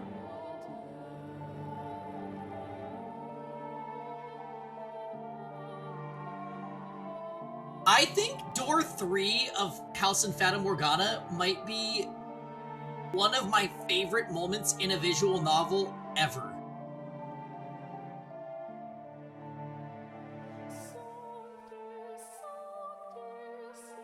Like, I'm trying to think of... Danganronpa 1 has a greatest moment of all time for me.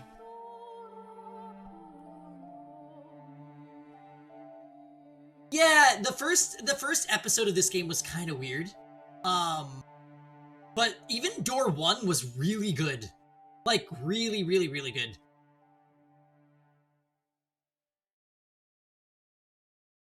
Door 2 was kind of fucking weird. But it also had some really good times. Yeah, this game is, wow. It's definitely one of the greats when it comes to visual novels.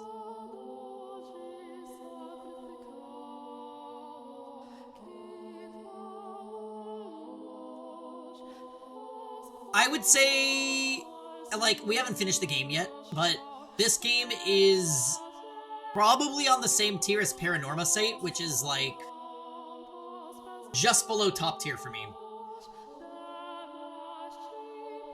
Top tier being the Untouchables.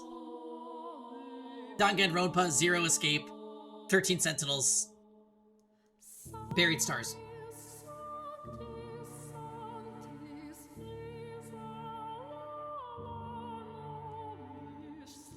Yeah, this game deserves high praise, for sure.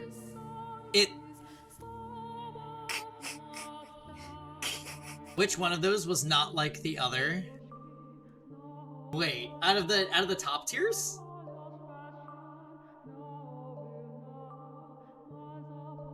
I really, really, really love all 4 of those games.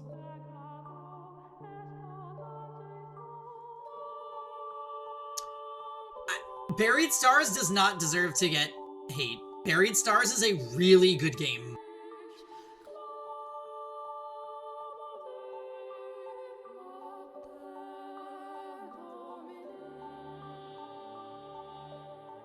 Buried Stars just... Yeah, I always say that there's a trinity of top tier visual novels, and Buried Stars, it does have a fault that even though I love the game very, very much, its fault, I could recognize why people would not like the game because of that fault. And you're not alone in thinking that, Rosen. Like, I've talked to lots of other friends about this.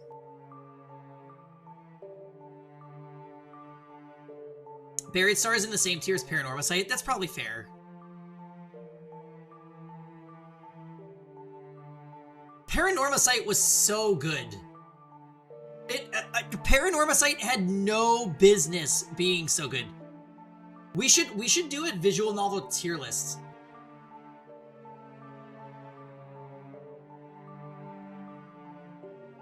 Because like the top untouchable tier is Danganronpa, Zero Escape, and 13 Sentinels, for sure.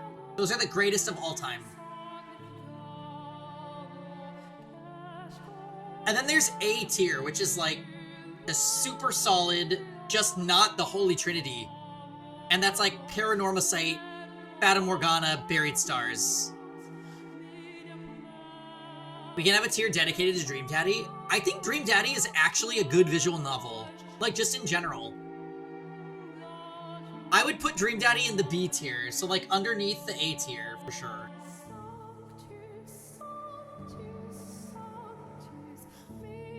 So like we have Untouchable S tier, and then A tier, B tier, and then F tier, which is Steins Gate and Inescapable. And I guess D tier, D tier is like the Famicom Detective Club games.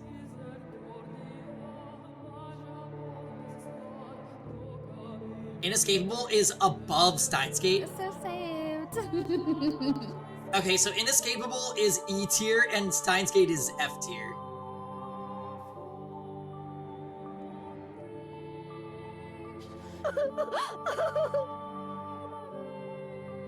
So, I actually have hope for the new Famicom game because it apparently is not a remake of an old game. It's a new game that they made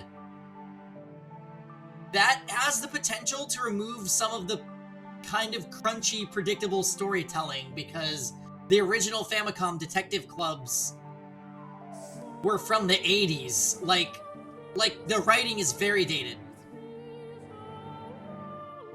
We can throw Digimon Survive in F tier. I agree. Digimon Survive was... fucking awful. Wait, what about Danganronpa Another? I guess Danganronpa Another is a C tier. Well, Danganronpa Another 1 is B tier. Danganronpa Another 2 is like C tier. Who? Or D tier. Maybe C tier because of Kanade alone. Oh, by the way, for you Danganronpa fans. Yeah. Eden's Garden is in Limbo tier for sure. There is a completely translated Danganronpa fan game completed. It's a YouTube watch, but the entire game is translated on YouTube, and we could stream it at any time. So we have another Danganronpa completed game that we can play on stream at some point. I'm not going to tell you guys which one I'm referring to because I don't want you to watch it before we stream it.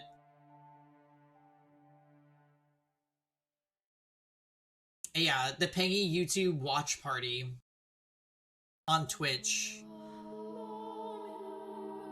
On Visual Novel Nights. Oh my. Yeah, hey Jam. It's exciting, isn't it? Party! But we have a lot of shit to get to. Oh wait, where's GAA on the tier list? GAA, I would say, GAA 1 was B tier and GAA 2 was A tier. Does that keep us consistent? Does that get us through all the visual novels we've played?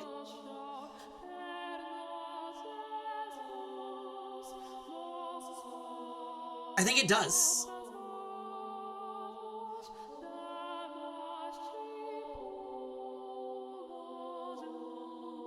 Am I forgetting anything? No. It doesn't? Oh, Somnium! Somnium 1 is in A tier, and Somnium 2 is in B tier. For sure.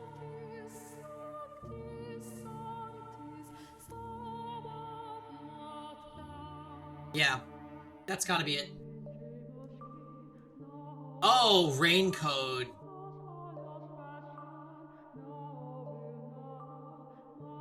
What were the other games in B tier? Somnium 2 and GAA? ZTD? ZTD... Steins Gate and Digimon Survive were actually worse than ZTD. Like, unironically. Even though ZTD was a shit game.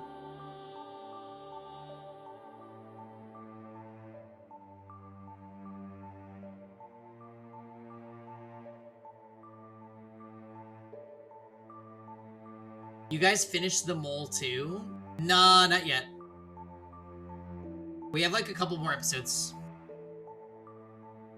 Mole 2 is a good, like, The Mole is just a good show. We've missed it. Yeah. I think we have 2 left. Yeah, it's a good show.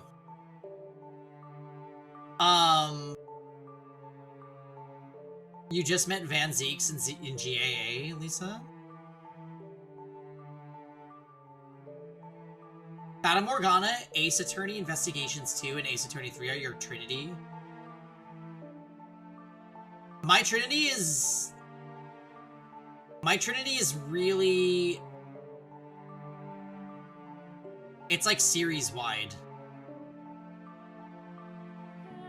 I think I'm putting... Danganronpa games are all the same level of power for me. And then Zero Escape 1 and 2 are also the same, like, tier. And then 13 Sentinels is a standalone. So together they make up the Holy Trinity.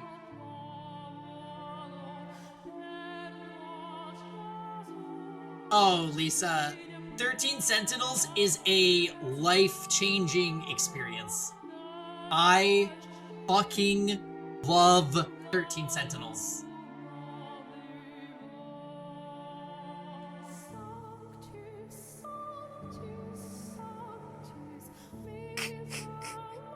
And it was done on a budget of $100. Oh my. I don't understand how, because everything in that game is it aesthetically so on point. Yeah, I can't. 13 Sentinels is insane. But you have to beat VLR if you can play it. It's, Virtue's Last Reward it's an insane experience. It's better than Zero Escape 1, for sure. They just had a kind of cringe change of art design for some reason.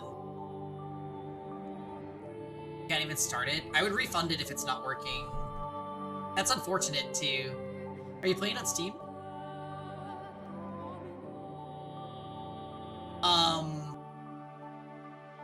Yeah.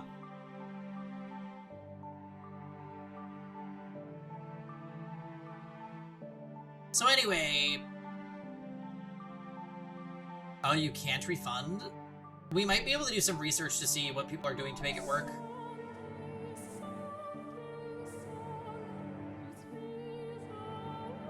You could go back and watch VLR and still be surprised because of how convoluted it was. I actually had the same experience with 13 Sentinels, Frozen. I watched a streamer replay it, and I was like... There's so much happening, and so much that you can miss.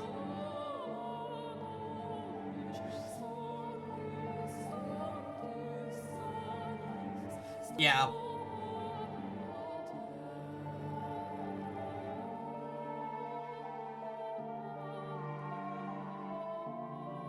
The bathroom scene?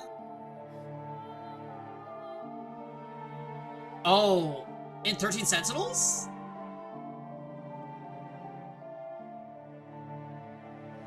Yes. Yes, the fucking bathroom scene is... I can't go there. I can't spoil Lisa. But that game is insane. I've been surprised by how much foreshadowing and smaller lines there are in Fata Morgana as I've rewatched it. There's a lot more in this. Yeah, that's what I love about visual novels. Like, watching somebody replay a visual novel that you recently played or that you really enjoy, you catch all that early stuff that you're like, oh, the writers wanted this to be in the game for a reason.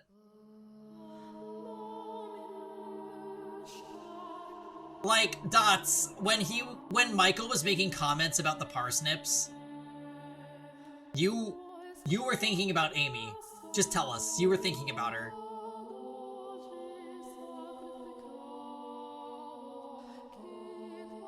You're like, these people don't even know about Amy, and we are innocently reading the lines about parsnips. Like, I will never...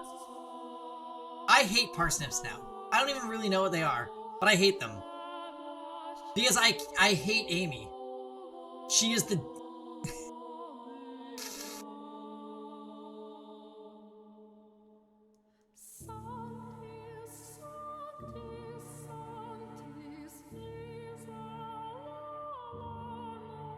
Is it true that you don't have a... Oh.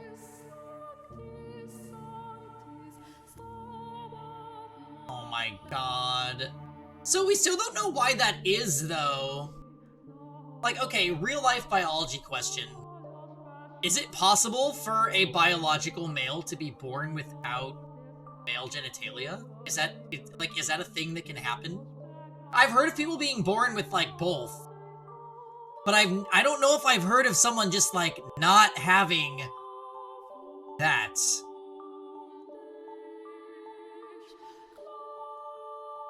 I would Google it, but I'm scared.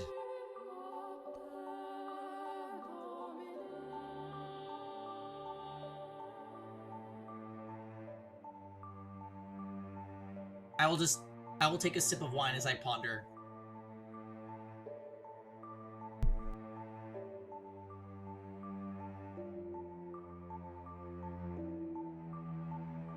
Yeah, maybe, okay. Maybe it's better I leave it as an open-ended question, because it seems like...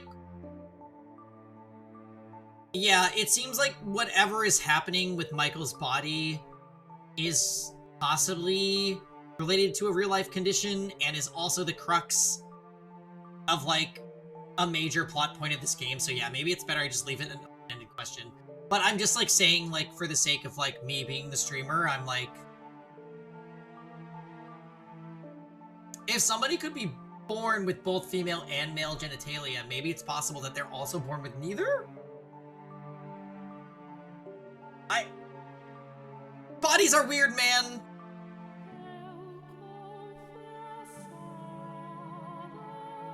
Yes, exactly. Thank you, Rosen. Yeah, exactly. The human body is weird. So who knows? Yes, mine attacked itself. And I don't have a pancreas that works anymore. Speaking of, my stupid robot pancreas is being stupid. I actually forgot it was being stupid. Hold on, I actually need to fix it right now.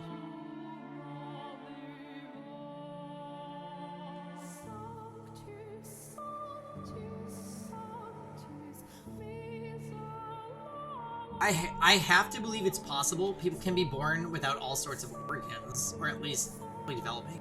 Yeah. I'll be a little sad if I miss the finale, since I'll be in the Bahamas the next 2 weeks, and I think I'll take a tiny bit longer than that. Definitely, you guys. I don't think I will be streaming next weekend at all. Actually, Mars is gonna be in my city, so I'm gonna be hanging out with him next weekend. So I don't think there will be any stream next weekend.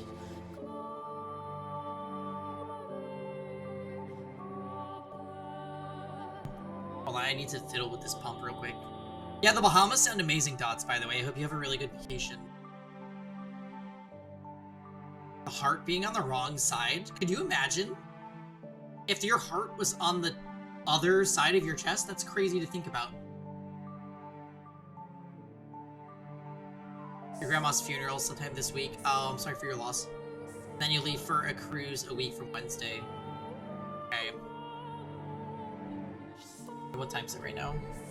9:54.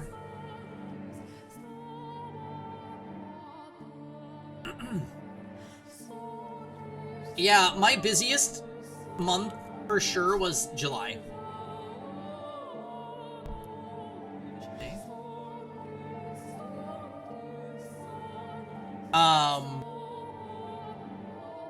Yeah, July has been insane busy because of Evo and parents visiting and everything. I think Mars visiting next week. Oh my god, and then, yeah, there's gonna be another week in August where, like, oh,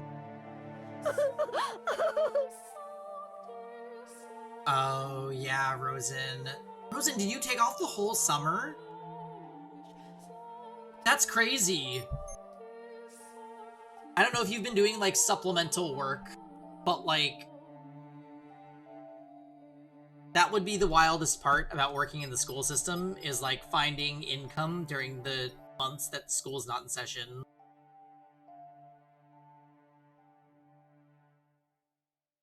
I'm doing a lot of blabbering, by the way. We've been tangenting for like 30 minutes, so sorry VOD story time.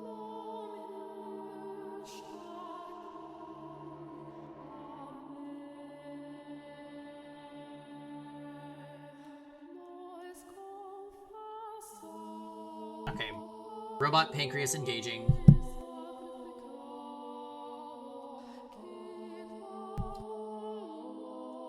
It's not great income-wise, but I do get time off. I just try to budget more, yeah. And it's just like mental health, right? Like, you get that time off, and it's, like, worth it. Because you're not working and not engaging, you're just kind of chilling.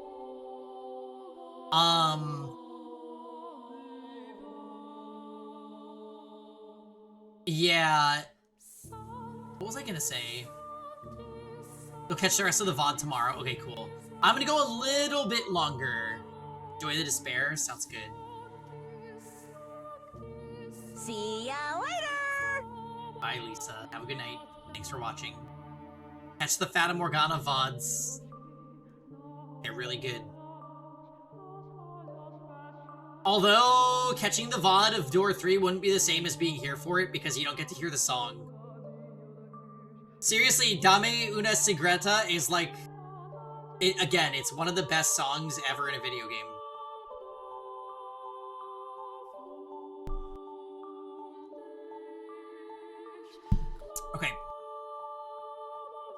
I believe in my power to perform miracles because you made my miracle a reality.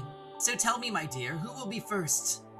Your second brother, who made that ridiculous painting. But you get to see the entire VOD? Yeah. Seriously, Rosen, in other visual novels, when's the last time we gagged so hard as this game? I want to say it was Paranormicite.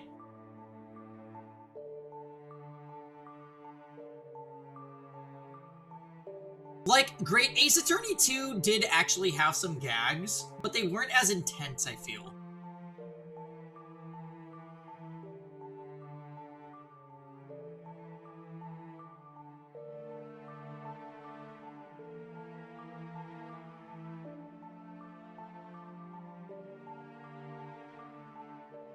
Paranormicite's death match between the two queens and court reveal? Yeah. Oh god, Paranormicite had so many good things. Paranormicite had no business being so good. Give us another one. Give us something else. Man, I'm curious about the next visual novel we're gonna do, but we'll cross that bridge when we get there. Shall we kill him? He deserves at least that. He brought you more than enough pain. But if you would rather, you could curse your mother instead, or the woman who set you on this path. Or perhaps you would prefer your father. With him gone, you could return home. Ask, and I will perform a miracle for you. I didn't think she was lying either. As ridiculous as the whole affair sounded, the skeleton had disappeared from the tower, and I was hearing a disembodied voice. But beyond that, the voice seemed to have a sort of magnetism to it. If magic truly did exist in the world, then her voice, her words even, were laced with it. There was a power in her voice, something that repelled any instinct I might have to doubt what she said. So I, on the verge of losing my grasp on reason altogether, believed every word the witch said. I wanted to curse them. To curse my brothers, mother, father, Amy. And the witch was saying I could do precisely that. What will it be, my dear? There is no price. I don't require a sacrifice or a dark ritual to perform my magic. I simply wish to show my gratitude. I want you to have that which you desire. Who do you want to curse? Witch's sweet whispers hung in the air for a brief moment before wisping away. All the muscles in my body tensed up. Felt woozy, like the floor was wobbling beneath me. It took everything I had not to fall over. Who did I want to curse? Oh, and you are welcome to choose more than one. All of them, even. Curse them. Which would kill my family. I'd be free. No one would know I had been born female. Why don't you become the new head of the estate? Who would I curse? Who would I kill? Didier? George? Mother? Father? Amy? All of them? They had exiled me to this place. Have your revenge. A black butterfly fluttered across the room's single shaft of light. As I stared absently up at it, dozens of memories, of emotions, flashed through my mind. But at the end of the day, we're family. Get past anything. Enough time. Everything will go back to the way it was before. Just like it did for myself and George. Understand. Why would I think about them now? They've abandoned me. Left me in that room for years. And then left me here for 8 more. They don't care that whether I'm alive or dead. Why should I? Why should I?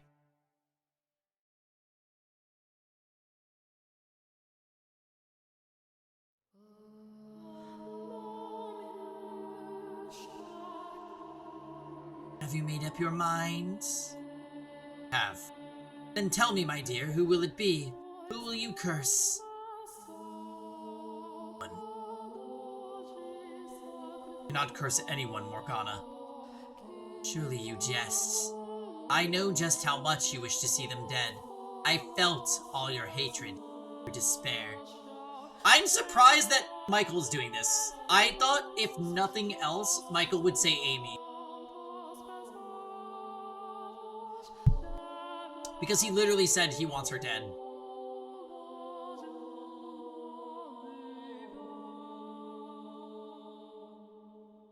And you mean to tell me you can't curse them?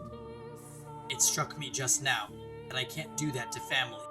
I cannot curse my own family. This is the family that cast you aside, labeled you cursed, made you suffer for years, and then locked you away in this remote mansion. And they don't even feel the slightest bit remorseful about any of it. Understand that. I know that they don't give the same weight to their words as I do. I figured that out long ago. I know I'm alone in my prayers. They don't want the same things I do. That I entrusted them more than they ever deserved. So why, then, can you not curse them? Because I don't want to hate them. I don't want to bring them suffering. On the contrary, I want them to be happy. No place in that happiness, though. It is a happiness that rests upon your misfortune. Why, then, should you not drag them down so you can find respite for yourself? I would find no respite by cursing them.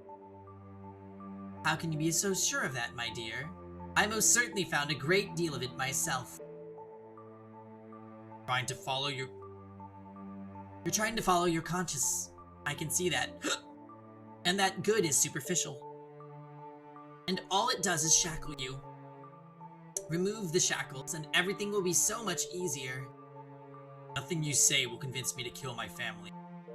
Why not someone who isn't family, then? Amy! Surely you can think of at least one person you would like to see dead. Oh, I most certainly can. I could kill her 12 times and it wouldn't be enough. Just because I would be happy with her death doesn't mean there aren't people who would be sad to lose her. He still loves George. Remove any one person from that group and the whole thing could come crashing down. All because I couldn't restrain my own hatred. The moral of Fata Morgana is don't be a pushover. Do you think Michael's being a pushover? Your concern for them will devour you. Don't think I'm not aware of that. You aren't. You don't know that at all. The only reason you give them any consideration is because deep down you still have hope. But hope has a way of forsaking those who gave it a home. You have a problem and you need to take care of it before it kills you. You and I were cut from the same cloth. While you may still care for your family now, in time you will come to curse them. Consider that a warning, Michael.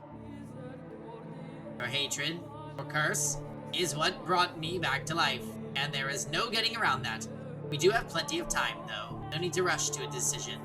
I'll show you what it is you truly desire deep, deep down, and I'll show you again and again until you finally acknowledge it. Black butterfly hovering by the window disappeared, and the witch's voice grew distant. He and the white-haired girl reincarnations are frustrating. Well, I'm trying to think, like, if Michael is in fact a man, why were all of his reconstructions women? It's, like, so bizarre. I actually don't have an answer for that yet. I don't know.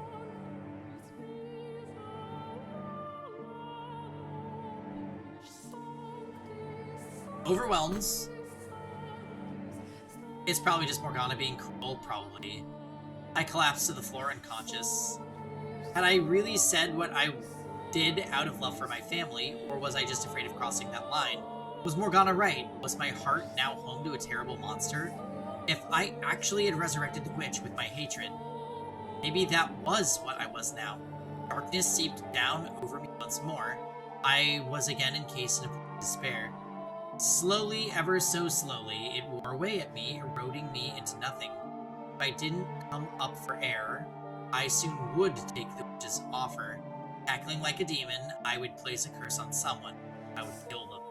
Reviving her was a mistake I never should have made. And now, for the greater good, or anything so noble, no, every time she spoke, a little more of my spirit died.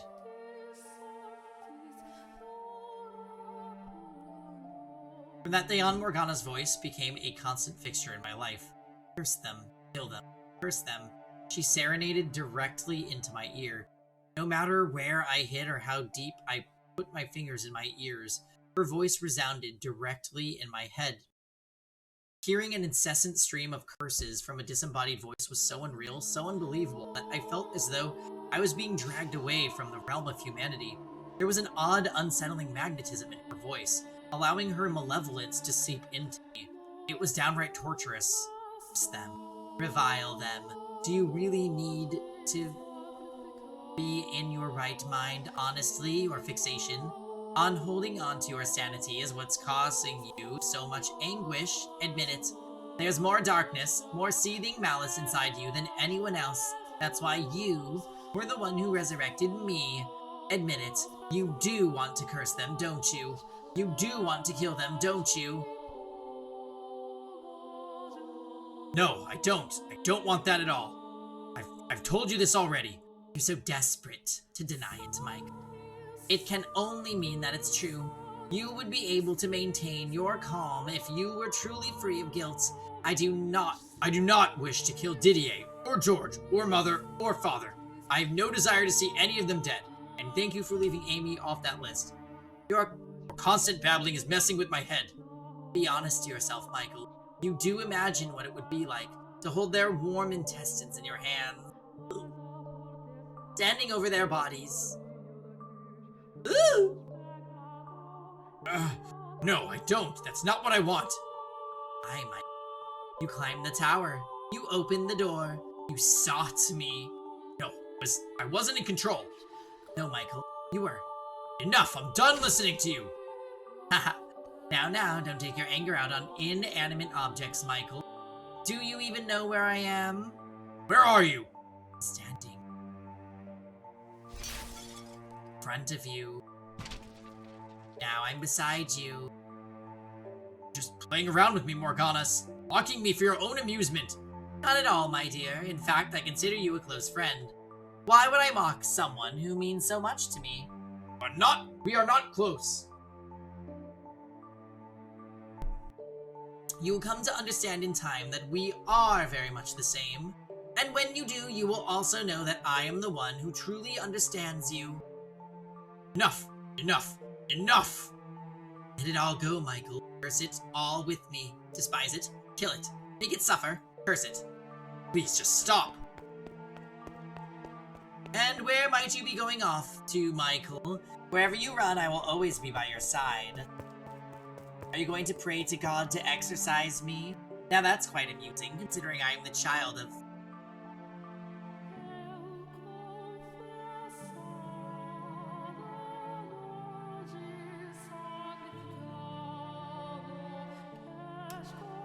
Right. From her story, she thought she was the child of God or whatever.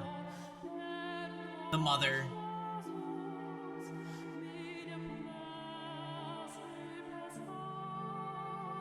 I'm not trying to hurt you, Michael. On the contrary.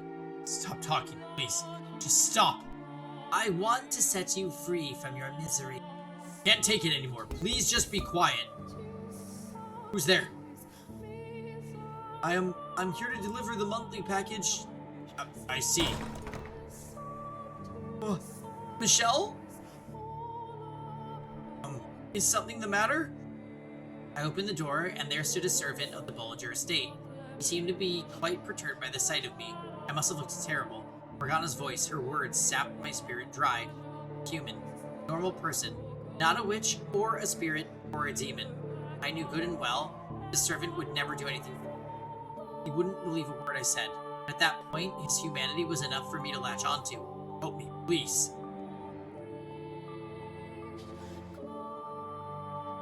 It was the same servant from the incident, the one that almost got his dick cut off.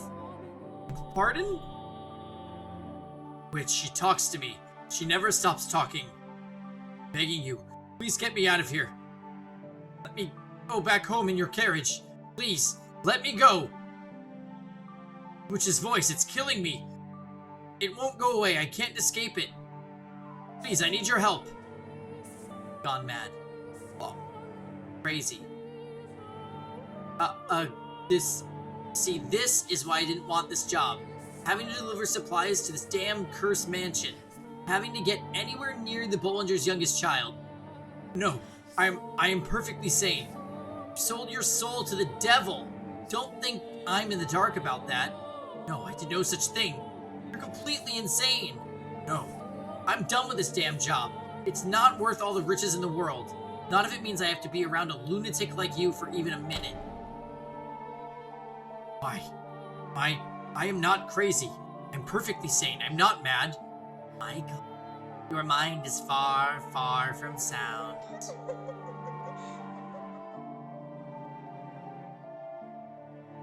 Don't hear it.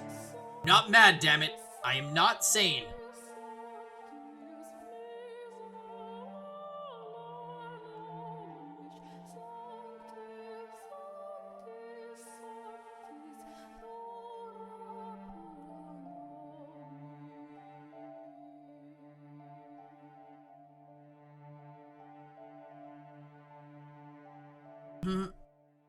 I won't hear it.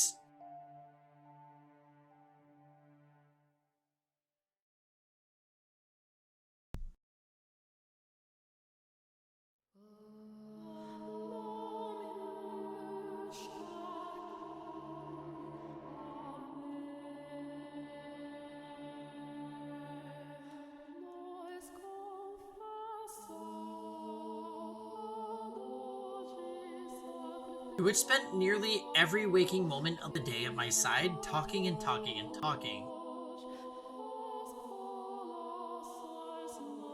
About how mean-spirited humans were. How ugly they were. An endless loop of vitriol. And she never seemed to tire of it either. Every single day, on and on and on. She also made a point of reminding me about myself, everything I was trying to get away from.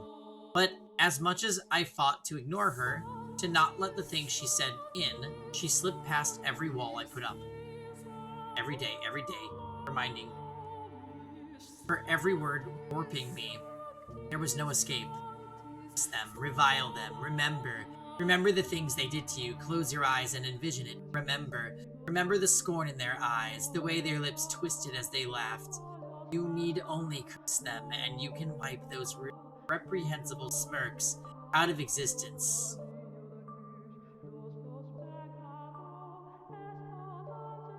Serious, please stop this, Morgana. Please stop talking to me. I'm begging you. I seriously can't take it anymore. Oh, now why would you say that, my dear? It's just the two of us in this gloomy old house. I don't see what's going wrong with the little conversation. Voice, everything you say is eating away at me. I care for you, and everything I say is meant to help set you free.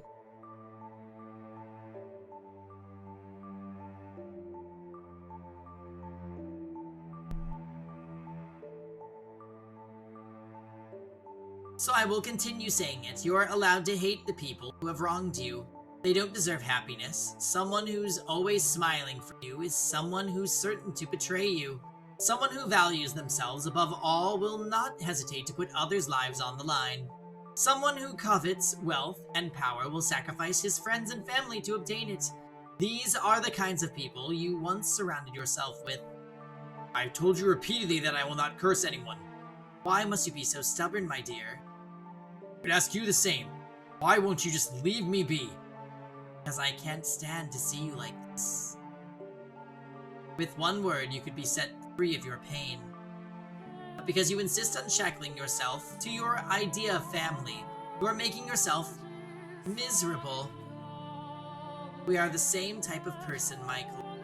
The type who has the right to curse others, regardless of what kind of childhood you had or how much hatred it instilled in you. Michael, you are a cursed man named after an angel. You need to realize how twisted you are, and soon. Not twisted. Do you honestly still believe you're normal? Tell me what's normal about someone who happily embraces a skeleton. Tell me what's normal about someone who hacks away at a girl's face with a knife. I are not normal, and I will repeat it as many times as I have to.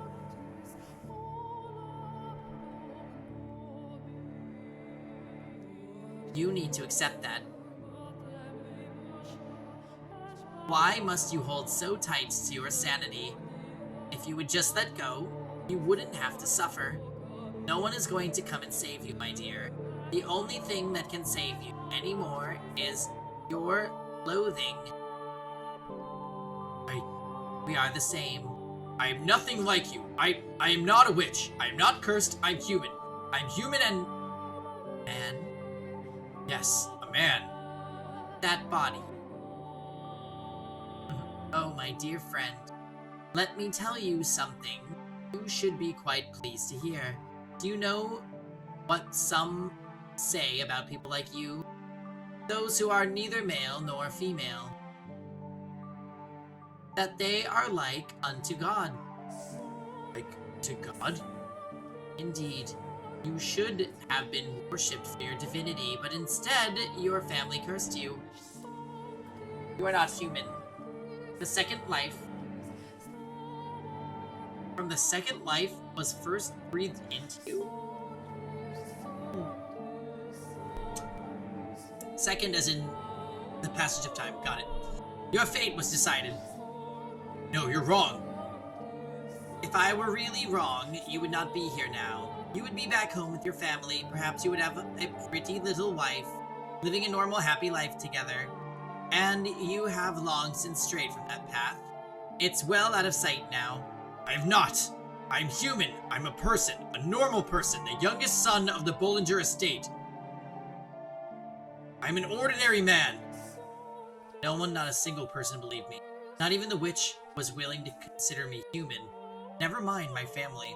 The archangel whose name I shared looked down on me. The witch tried to drag me into her world. My past constantly ate away at me. I had been imprisoned in this place for far too long. There's nothing I could do about my body. All those things combined threatened to break me.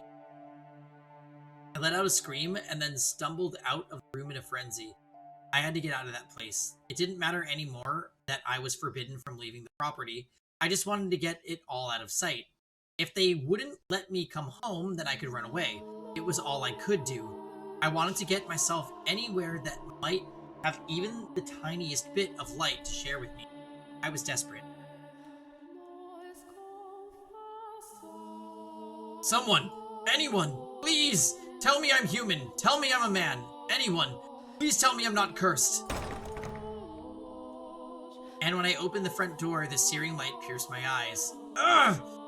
The world quickly went white. I couldn't see a thing, and then my arm began to burn beneath the sunlight. Black smoke arose from the sizzling flesh. A sickening stench filled the air. Oh, that's excruciating pain quickly spread to the rest of my body.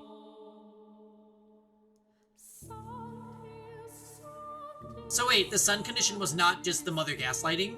Why am I... Water.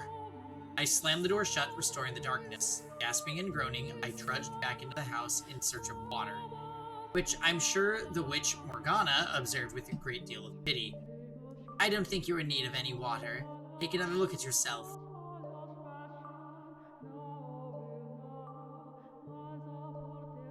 What little light managed to worm its way into the corridors to guide me. I dragged myself to the chapel, stopping beneath the pale light shining through the stained glass window. How? I wasn't burned. In fact, my skin hadn't even turned the slightest bit pink. There was nothing wrong with me as far as I could see. Where had that pain come from then? And the distinct stench of burning flesh. This is your doing, isn't it, Morgana? I know what you're experiencing. It's happened to me too. Sometimes enough emotional distress and despair can cause physical pain. The mind and body are much more tightly linked than you think. And your mind is far from damaged, far more damaged than you know. You poor, poor thing. You have my sympathy, my dear. You sad little child. Collapsed on the floor in front of the colored window. I felt like the whole world was closing in on me, or perhaps metamorphosing around me. I was completely and utterly cornered, and there was no getting around that, which left me with only one option: to stop fighting and accept the harsh reality before me. It would make everything so much easier. The whole world said there was something wrong with me, and I was the only one who tried to deny it. So in the world's eyes, that meant there was something wrong with me. I was abnormal. I was irregular. I was mad. I was cursed. I was not human. I was not a man. If I'm not human or male, maybe I should just call myself a witch. I did, however, remain firm in my refusal to curse anyone, unwilling to give up that last piece of my humanity. Everything else I let go of, which took a great deal of weight off me, I stopped caring, and I stopped thinking. I stopped wanting someone to accept me, and I stopped wanting to run away. Sunlight no longer caused me agonizing, unseen burns, and in exchange, I became emotionally empty. I discarded my faith and my hope, building a shell of cynicism and closing myself within. And in time, that became my normal. I began to believe it was what I wanted. Tranquility filled my days. Time trudged onward at an almost imperceptible pace. The witch's whispers no longer caused me aggravation.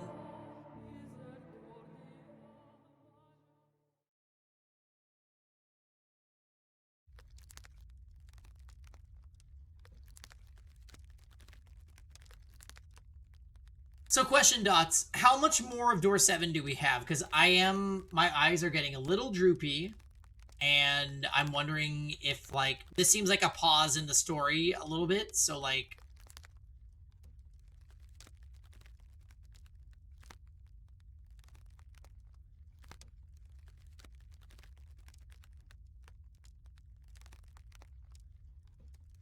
Alright, sounds good. I feel like probably we will... This is probably a good stopping point regardless. Like, we got through most of Door 7 today, which is great.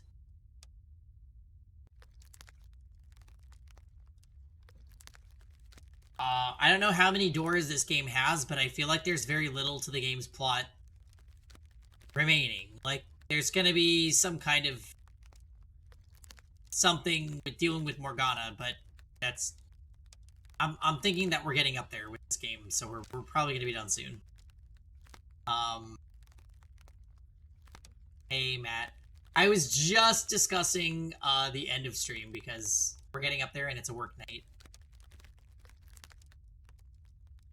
I hope you had a good Sunday, though, Matt. Today's been great. No more deaths in FE. We had a deathless forest episode. And we mega trained Tormod, which was amazing.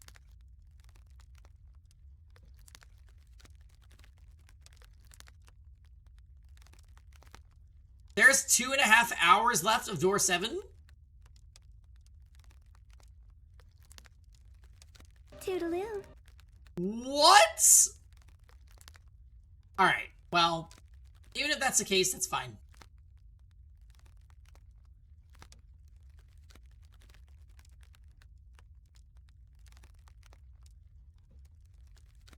Yeah, for the sake of stream planning. Yeah, tell me more. There's one door after this, and it's the longest by a decent margin, so it's probably like 2 weekends worth of streams. Alright.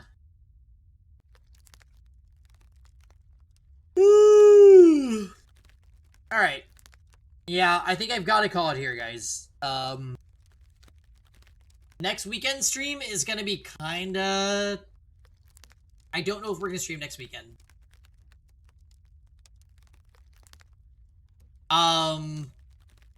Next weekend, we might do, like, a Fata Morgana stream during this week or next week to make up for it. I'm not sure. It's hard.